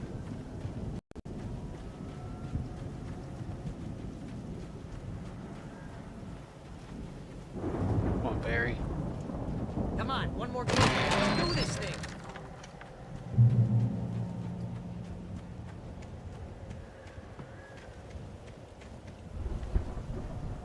Old gods know the truth. What's that? Oh, chainsaw stuck in the fucking tree. Got a lot of chainsaws. The lights are out. I guess we better check the fuse box. You know, this place looks kind of limpid. I thought the Andersons were in the booby hatch. Again, Alice's screams rang in the stillness of the night. I saw myself run toward the cabin, flashlight in my hand. I followed my past self. I was an out-of-body observer, a time traveler in a crazy drunken dream. This was the beginning. The night Alice had disappeared. The mystery of what had happened during the missing week was about to reveal itself.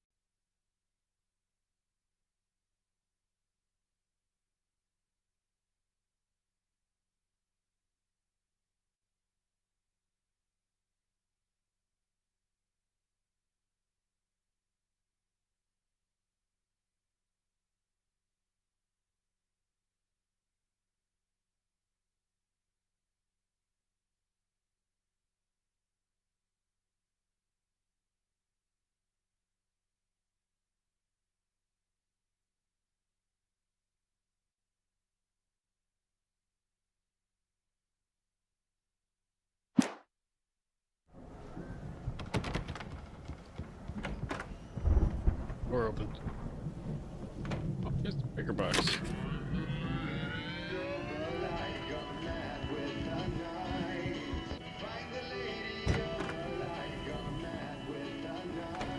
You hear that, Al? Music? Of course. We need to find where it's coming from. That's the message the Andersons talked about. That's the whole reason we're here. Lady of the Light? Oh, that's gotta be... What's her face? The crazy lamp lady from the town. Cynthia Weaver. Right. Must be.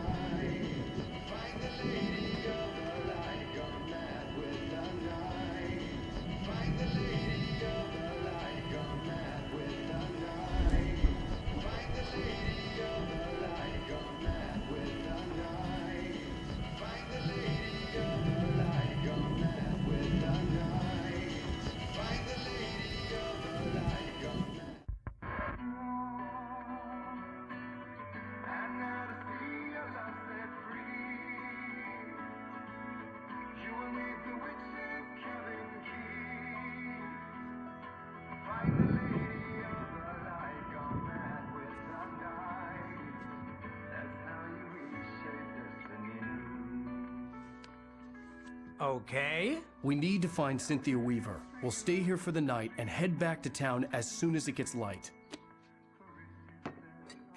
Hey, Al. Lots of hours before dawn. Might as well get some rest. And by rest, I mean drunk. Come on, Barry, this is... Yeah, what the hell?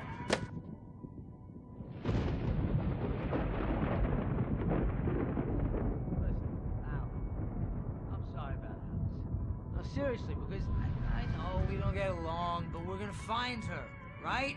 And even though you're a crazy bastard, I'm gonna stick by you, no matter what, ever, Al. Sure, like a brother. I'm a writer, goddammit. Correct.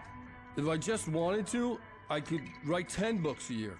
And they'd be the best books that year. No, you couldn't. That's right, I couldn't. But I could, because I'm a writer. What? What do they put in this stuff? I feel like my brain is coming out of my nose. I'm gonna get the recipe off those coots and be a booze millionaire. I just miss her, Barry. I just want her here with me. I know. So sweet. I know. He's so It's gonna sweet. be okay. We're gonna make it okay. Man loves his wife. Man of class, a man who loves his wife. Wife good.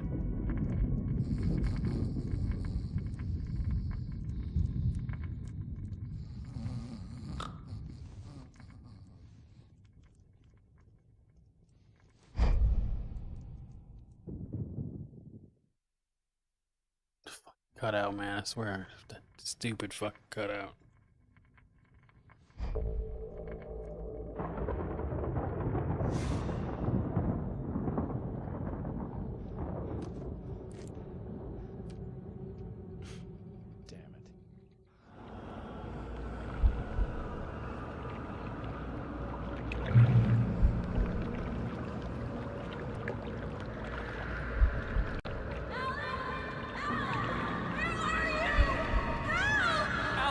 I'm coming!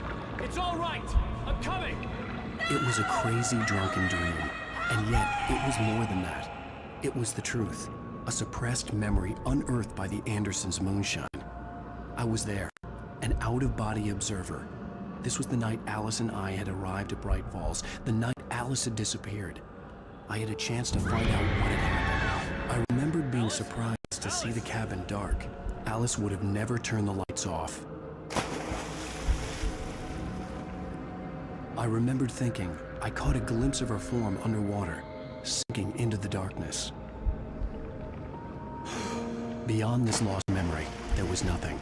I had to follow the footsteps of my past self to find out what had happened that night. Diving after her was the last vague memory I had of that night. After that, the next thing I could remember was waking up behind the wheel of the crashed car and finding the first pages of the manuscript.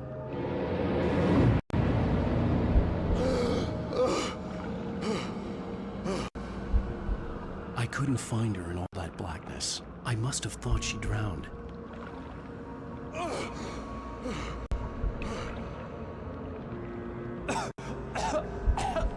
Alice! Jagger had Alice, and so she had me. Alice!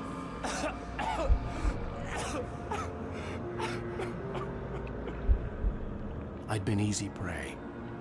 Look at the cabin. Is there someone in the window?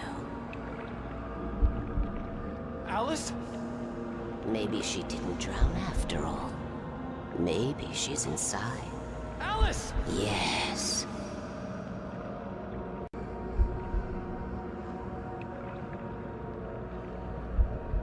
It's pretty tight. I don't think I've ever The dark beaten presence had Alan touched me. Wake 1. She had dug her nails into my brain and used me, made me her puppet.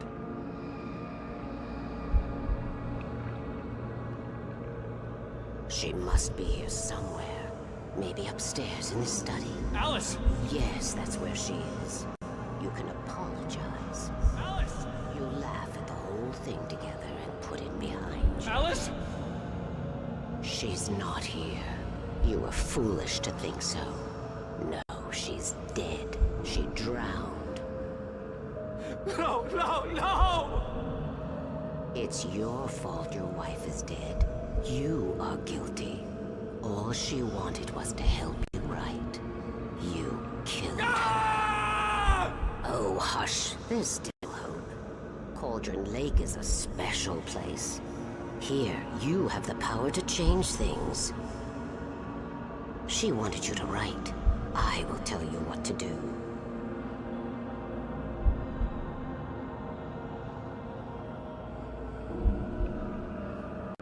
You can write her back. The story will come true, and all will be well again. She had Alice, and the manuscript was the ransom for her.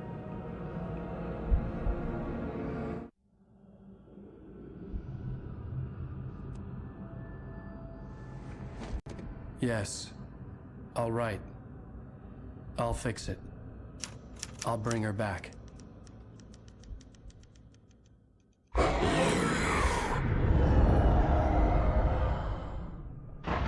No. I wrote it. I remembered it all now. In the dark, I'd written for days, a week, almost a complete manuscript of a novel entitled Departure.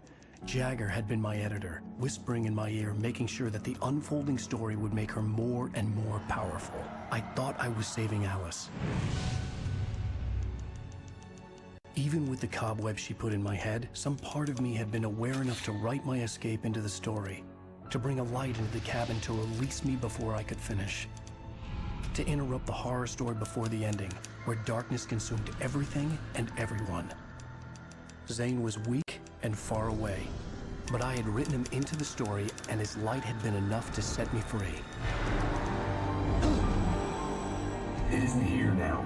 I'm here because it was written. I brought the light to set you free. You must hurry. It will know I'm here. It will be back soon. It stole the skin of my Barbara a long time ago. She looks so old.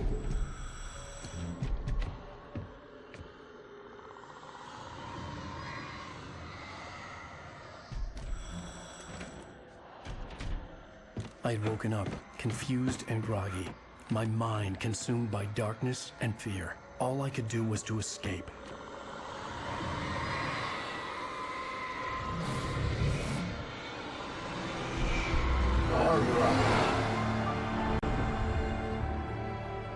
The week spent in the cabin had taken its toll.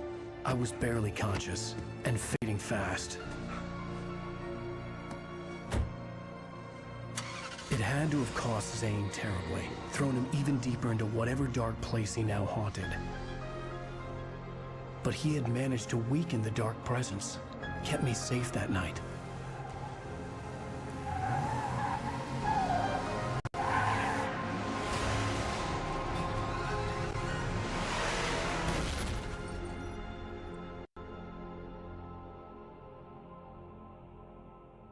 I wrote it.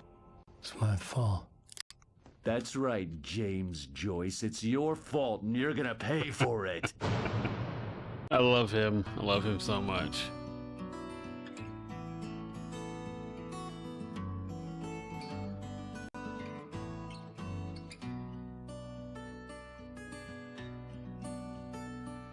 There's an altar wrought with mystery of Tom the poet and his muse, and a magic lake which gave a light to the words the poet used. Alright. Now the muse she was his That's gonna be it for tonight. Probably won't stream it all through the weekend. We have filming for Bloodborne left to do still. This game should be done by Friday, I think. On Monday, we will be doing chapter 5, I think it is.